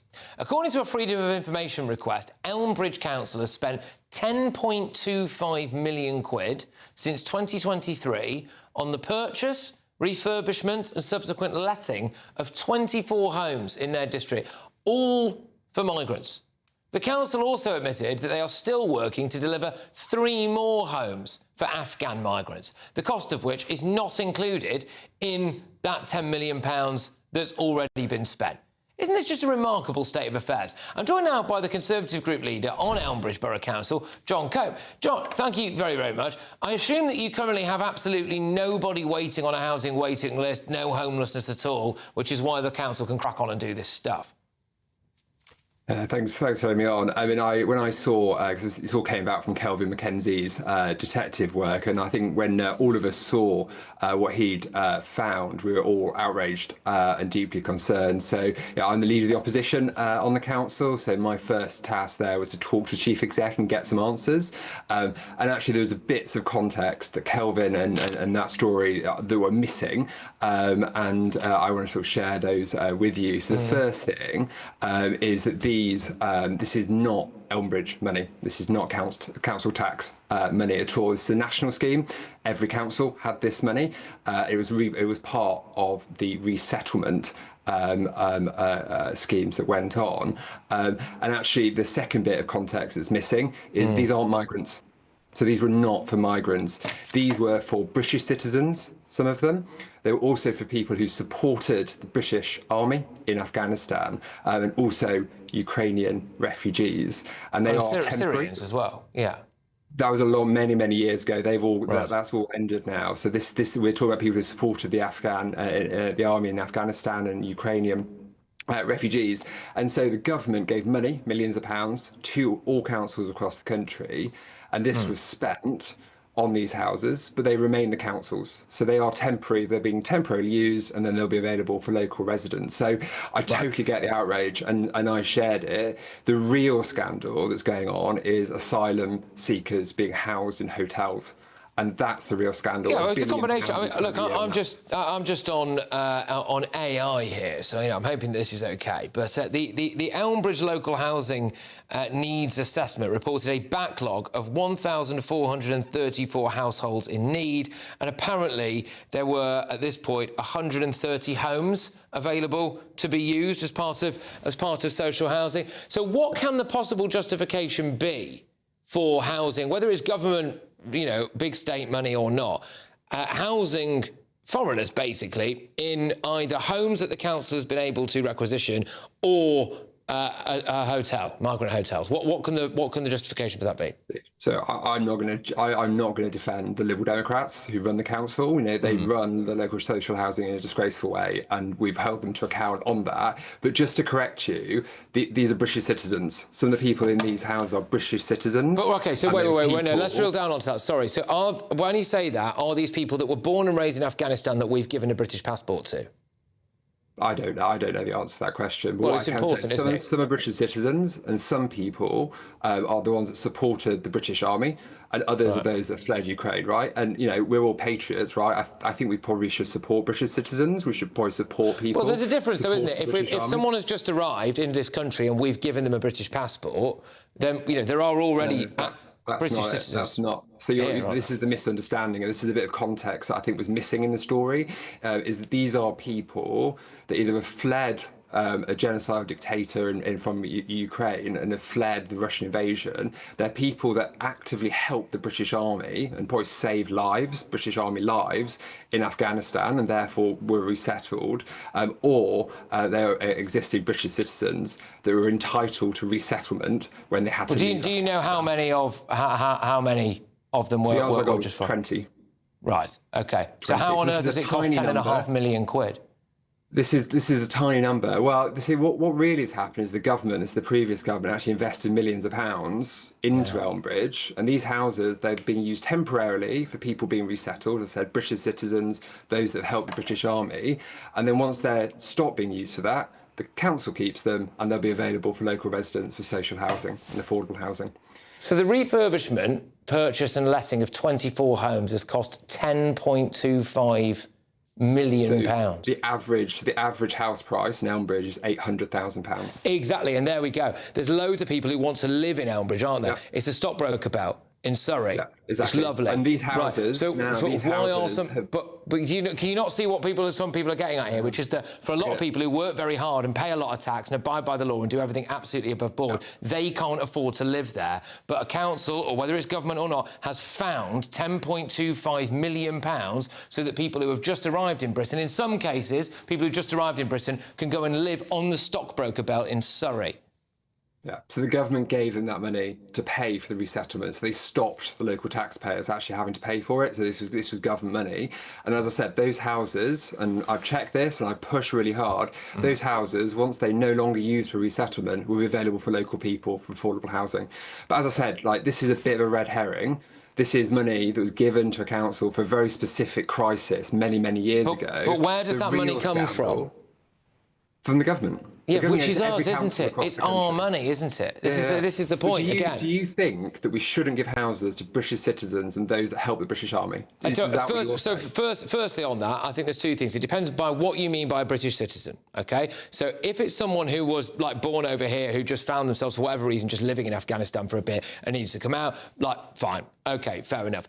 If what a lot of people are now doing when they're describing people as British citizens, it's people who we have just been given, say, indefinite leave to remain or a British passport, I don't think that they should be housed before people who were born in this country, who've paid tax in this country all their lives, who are what I would say are frankly, yes, more of a British citizen, because it's not just a passport that makes you British, is it, really? In reality. So that's where I would be out on that. But these 20, the 20 that we're talking about here, and that's the number we're talking about, right? It's a temporary resettlement, and then those houses will be available for local residents. But as I say, like, this is a bit of a red herring. The real scandal is asylum seekers being kept in hotels at a cost of £1 billion a year. Right, that should have ended, and the previous government had a plan that would have actually ended that entirely. Yeah. This government has let it increase. Absolutely. So that's the real scandal. Look, absolutely. I just wish that there was the urgency to, spend £10.25 million, give that to Elmbridge Council to go and help house homeless veterans, or to go and help single mums, or something like that. I just wish we had the same level of priorities. These are veterans. These are veterans in the sense of they are people that help the British Army. So Fine, absolutely, yeah. But so some of them will be, but yes, OK, all right.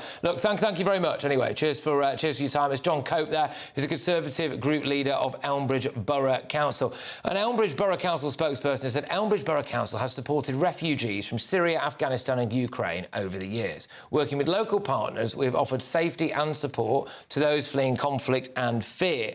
We've always been open and transparent about this support. Please note that the programme is also supporting councils to acquire temporary accommodation to help address wider homelessness pressures too. What I just don't quite get about that is why they would say we're supporting refugees from Syria, Afghanistan and Ukraine. I'd be very wary when someone goes on and says, well, they're British citizens. Well, how have they become British citizens? Were they born here, or did we give them that passport? Anyway, coming up, our very first look at tomorrow's newspaper front page. The Independent is leading with the Prime Minister's vow never to surrender Britain to the enemy of Farage. And what's happening here? Depending on a child's transgender identity, that they can pick which bathroom they want. All of that and much more very shortly.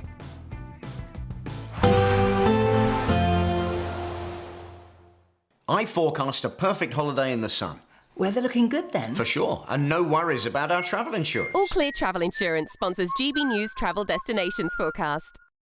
Torrential rain at the moment across parts of Spain. That will be easing from the Valencia area. Meanwhile, some heavy rain across parts of southern Italy during Wednesday, particularly over Sicily, and some scattered showers too likely across the Balkans. 1 or 2 showers over Greece, most of the Greek islands though dry, fine and sunny, and plenty of sunshine in Turkey as well. The odd shower cropping up in Santorini as we head through Friday. Some sunshine returning to Rome.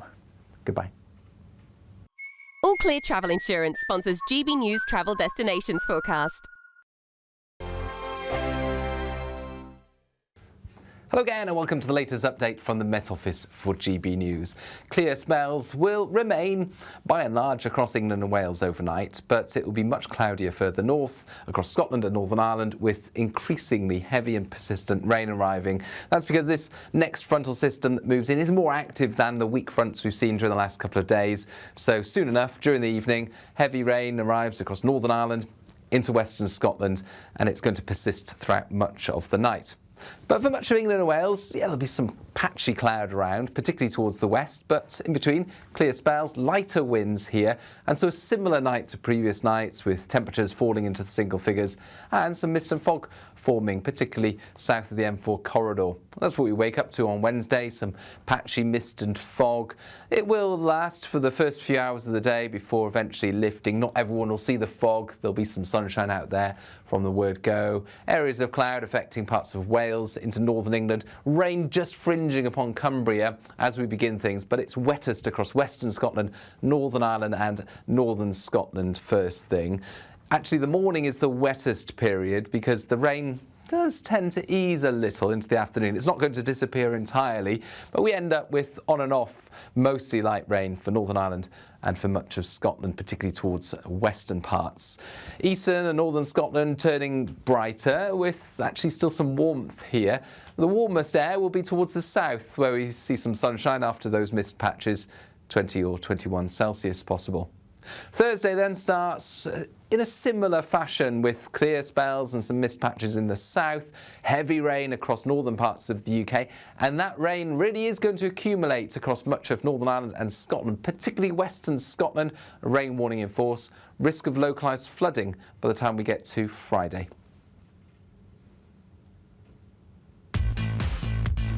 Five hosts, 5 opinions, 5 fearless debates, 5 unfiltered takes on the day's news. 5 reasons not to be anywhere else on Saturday night. This is the Saturday 5. You got me good there. Britain's biggest Saturday night TV show. It's not a bad brand. Yeah. Uncensored. Very, very racy tonight. On the unpredictable. What did she say? Can you translate it for us? And always entertaining. And how can a country go from being led by William Wallace Saturday nights from 6 p.m. only on GB News, the People's Channel. Britain's news channel. You're going to want to stay tuned, trust me. At GB News, we love to hear from you, our loyal community. So drop us a line at gbnews.com/yoursay. There you can talk to each other and also to the presenters live on air. gbnews.com/yoursay, because GB News is your channel, Britain's news channel.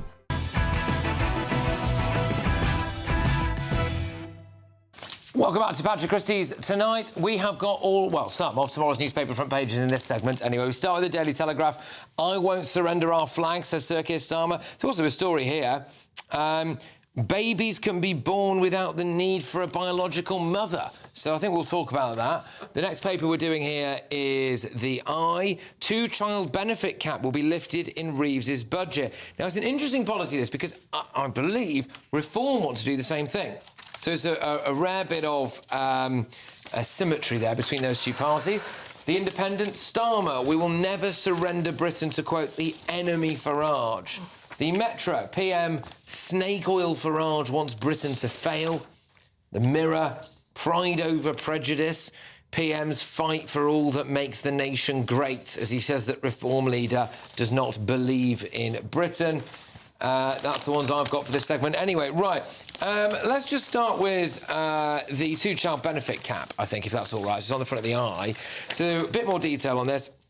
The final decision on this will be revealed as part of the budget, accompanied by, quotes, tough decisions over tax rises or welfare reform. Should we be scrapping the 2-child benefit cap? Yes, with one proviso, and this goes for both Reform as well as the Labor Party. If they're going to scrap this, which may encourage people to have more kids, which is a good thing, they need to give a spending cut, which will pay for it. This is the problem. We are broke as a country. Now, this is probably a good thing, but at the same time, there are a lot of good things which this country can't afford. So if they can say, right, this is the spending cut we're going to make to free up money in order to do this, I'm all for it. Yeah, OK, your views? Yeah, you have to justify everything like this. I totally agree with that point. But I'm afraid I think that, although I know that the argument is that this will lift many children out of poverty, I think you simply shouldn't be having children if you can't afford them. That's it. I mean, I listen to my kids' generation, to their friends who are talking all the time about whether they can have 1 child or maybe 2, and yet other people will go along and they'll have 4 or 5 children and they'll expect a load of support from the state. I know I sound really hardline about this, but I'm really behind that. Linda, the problem with that argument is that whatever you think about feckless parents or parents who live beyond their means or whatever, it is fundamentally not the fault of a child to be born to any kind of parent, and it's not that child's fault if they're in poverty. And so what we really say when we have this benefit cap is that the child needs to be punished for the supposed sins of the parent. I think that is fundamentally unjust. Don't you think those parents would think about it a little bit more if they had to consider the, you know, the family budget. But there is a cap at the moment. Yeah. There is a cap at the moment. But that's good. But people are still having kids, and we know that child poverty is increasing in this country. And so this, I think, should be almost non-political. I know that sounds a bit silly, but non-political in the sense that I think everyone can get behind the idea that children are not to blame for things. Children don't ask to be born at all, and they certainly don't ask to be born in poverty. I do get that, but then at the same time, then we're all paying. So, for example, I've obviously recently become quite interested in nursery school fees, right? And we would pay for all of that because we don't qualify for benefits, right? But which is not the case in other countries, by the way. In other European countries, you'd be entitled to it. Fine, fair enough. OK, fine. But the point is that conceivably there will be children there who obviously their parents will not be paying for all this stuff. And then I went to Specsavers to get my eyes checked the other day, and I walked in and they said, "Oh, are you on benefits?" And I said, "No, I'm not on benefits." So I had to pay for my eye appointment, but other people weren't paying for that either. And then I start running this all up. You know, I pay for my car. Other people get it on the Motability scheme. You know, and you start thinking, well, hang on a minute.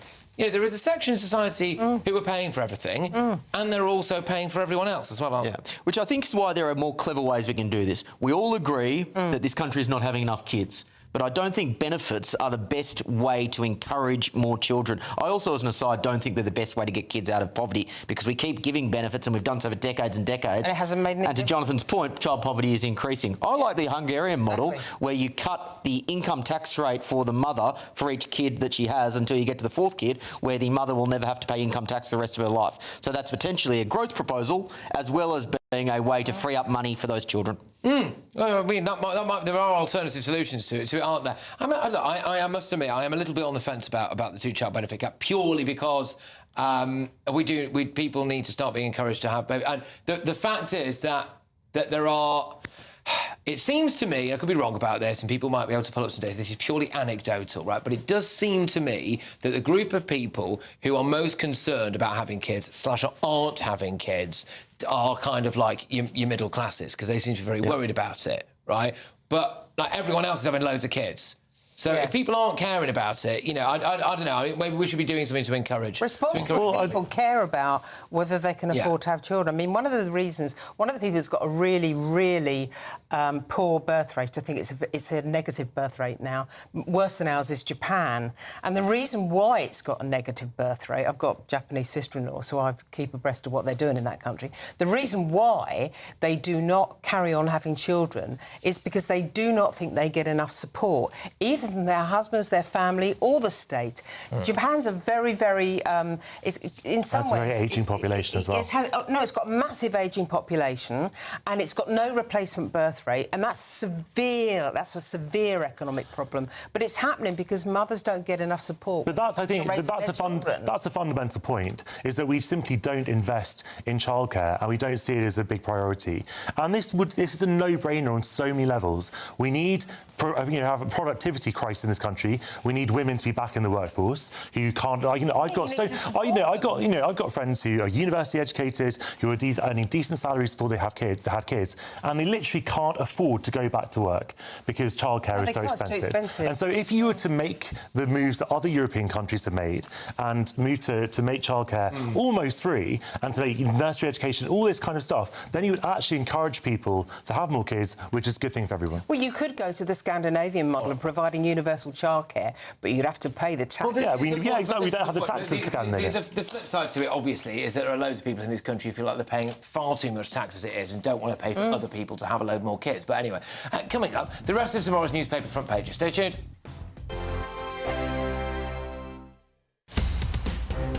In the GB newsroom, we bring you the news as it happens. With our team of dedicated journalists across the UK, we're ready to keep you up to date with what's happening every half an hour, every single day.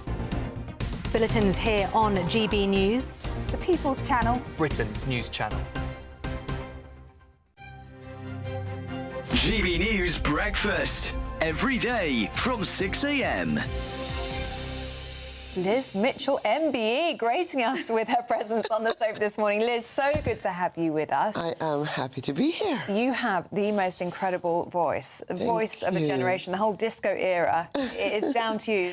What do you think has made your songs so timeless? I mean, everybody knows them, don't they? Everybody knows them. Everybody. One thing I'm very grateful for is the temper of our music, because it seems to be very friendly, warming, and even our slow songs. I was playing one just the other day for my 2-year-old grandson, and he said, more. I was so happy. I'm with him on that.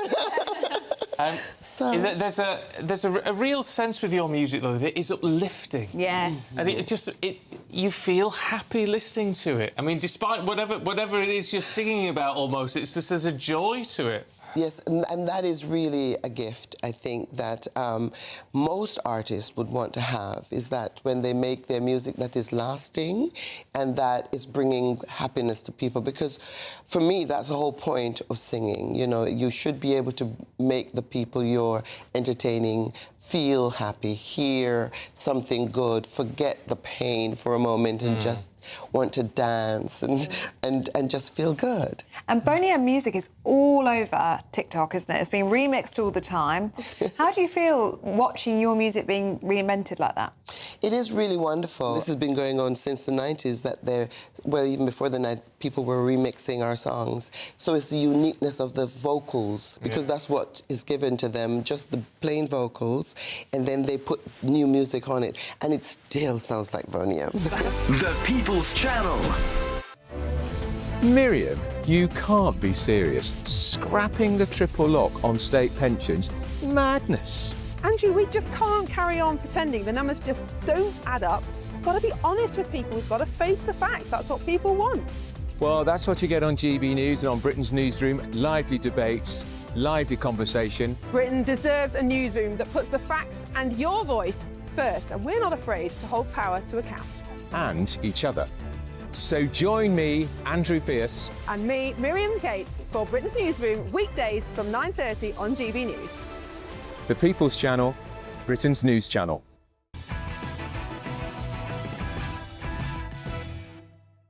Welcome back. Let's do the remainder of tomorrow's newspaper front pages. The Daily Express. I can clean up the almighty mess as next PM. Kemi Badenoch says only the Tories can take the tough decisions that Britain needs. The Daily Mail. Who's the nasty party now? The day Labour dragged politics into the gutter. This is about the Hitler Youth comments and Farage being racist and all that stuff. The Guardian. Decency or division? Britain faces an era-defining choice, says the PM, which is slightly been kiboshed by some of the rhetoric that's been used at this Labour Party conference. I believe that's called a false dichotomy here. The Daily Star, Keir's snakes and leaders. PM Keir Starmer has hit out at Nigel Farage and at Andy Burnham. And The Sun have gone for a slightly bizarre front page, which is that Nicole Kidman has filed for divorce after 3 years apart. Keith Urban and her have lived separate lives for 3 years. Which shouldn't really be news that they filed for divorce then, should it? No. I mean, there were signs, weren't there? Yeah. Haven't lived together for 3 years. Yeah, OK. I mean, well, look, we've kind of done the other ones. Does anyone care about this on the front of The Sun? Nicole Kidman filing for divorce. No. Does anyone care? What a strange... There's so much that the Sun could have led on. I'm really surprised they led on this. Well, you know, we say our Nick and our Keith back in Australia, so they are Australian, you know. He's not Australian, is he? He is. Both Australian. She's been living in Hampstead. Oh, I quite enjoy being an entertainment reporter. Yeah, she's been living in Hampstead for the last few months, filming a sequel to a 1998 movie. They'd been living separate lives. They have, like, teenage kids. He's been on touring for months. She's been filming a movie for months. Yeah. We've been talking about parenting in this segment. Like, it does feel like these Hollywood types, like, the parenting very much comes second. Don't do I'll never, by the way, for someone who didn't care that much, you know a lot about it. It's always good to be informed. But it's like the Chris Martin, Gwyneth Paltrow, we've consciously uncoupled. Yeah. Oh, that was ridiculous. And then she started selling candles made out of... She was singing that before, I think, wasn't she? Well, I don't know. I ask Will. Yeah, I suppose just to round it off, we've not got too long now. The Daily Mail's headline is punchy, isn't it? Which is the day Labour dragged politics into the... And if anyone should know about that, it's the Daily Mail. There he is. So Farage responded by accusing the PM of inciting the radical left. Yes, this is all the language. Did Starmer plumb new depths here? Is this a kind of incitement stuff? No, he didn't plumb new depths, but what he did was he said he'd be the guy who would be above the fray and wouldn't be plumbing the depths. So when he does do that, it does come across as hypocritical and tasteless. It's a bit like decency and you know, not being in any way... I couldn't want to get myself sued. I don't want to do a David Lamb. Right, OK, let me just tell you this. So this was the moment a California school board meeting descended into chaos. Chaos. When a local woman stripped in an effort to protest transgender students using girls' locker rooms. Depending on a child's transgender identity, that they can pick which bathroom they want. So we have, right now at this school district, we have children self-identifying into different bathrooms. This is allowed.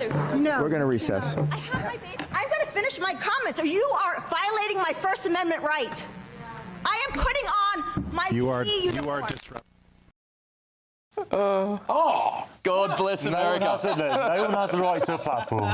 Free speech doesn't mean the right to a platform. Just means that you don't get put in prison for what you say. But I also like the panel as she took her top off for going, ooh, OK, where is she going with this? It was only when then she got the bottom off that they actually took any action. So, sorry, just to... slightly distracted there, but the point she was trying to make was that she is very much... I think she was trying to make...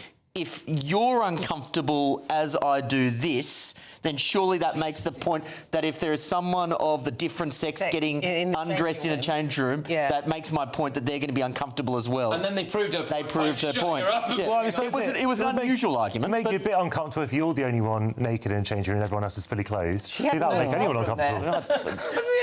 Yeah, I don't know. Never really. It's like most people's worst nightmare, isn't it? Like you're like standing naked at a stage. Yeah. It's that thing where you kind of then all your teeth fall out. Yes, that's an anxiety dream. An anxiety dream. Yeah. Oh, talking of which, we've got another hour of this. We are going to be doing all of tomorrow's newspaper front page edition. Thank you to my wonderful panel. Really enjoyed it tonight. Thank you to you at home. It's not over yet. Stay with us for another hour as we pick through all of the front pages, and then of course after that it's the Late Show Live. We give you all the news stateside and back here as well. Stay tuned.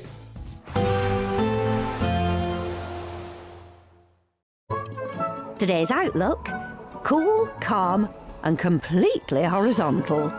Boxed Aircon sponsors the weather on GB News. Hello again and welcome to the latest update from the Met Office for GB News. Clear spells will remain by and large across England and Wales overnight, but it will be much cloudier further north across Scotland and Northern Ireland, with increasingly heavy and persistent rain arriving. That's because this next frontal system that moves in is more active than the weak fronts we've seen during the last couple of days.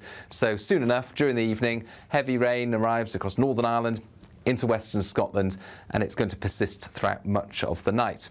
But for much of England and Wales, there'll be some patchy cloud around, particularly towards the west, but in between, clear spells, lighter winds here, and so a similar night to previous nights, with temperatures falling into the single figures and some mist and fog forming, particularly south of the M4 corridor. That's what we wake up to on Wednesday, some patchy mist and fog. It will last for the first few hours of the day before eventually lifting. Not everyone will see the fog. There'll be some sunshine out there from the word go. Areas of cloud affecting parts of Wales into northern England. Rain just fringing upon Cumbria as we begin things, but it's wettest across western Scotland, Northern Ireland and northern Scotland first thing. Actually, the morning is the wettest period because the rain does tend to ease a little into the afternoon. It's not going to disappear entirely, but we'll end up with on and off mostly light rain for Northern Ireland and for much of Scotland, particularly towards western parts. Eastern and northern Scotland turning brighter, with actually still some warmth here. The warmest air will be towards the south, where we see some sunshine after those mist patches, 20 or 21 Celsius possible. Thursday then starts in a similar fashion, with clear spells and some mist patches in the south, heavy rain across northern parts of the UK, and that rain really is going to accumulate across much of Northern Ireland and Scotland, particularly western Scotland. A rain warning in force, risk of localised flooding by the time we get to Friday. Today's outlook: cool, calm and completely horizontal. Boxed Aircon sponsors the weather on GB News. Well, the day Labour dragged politics into the gutter. That's the Daily Mail's front page there. It's kicked off about David Lammy referring to Nigel Farage flirting with the Hitler Youth. That's got some pushback.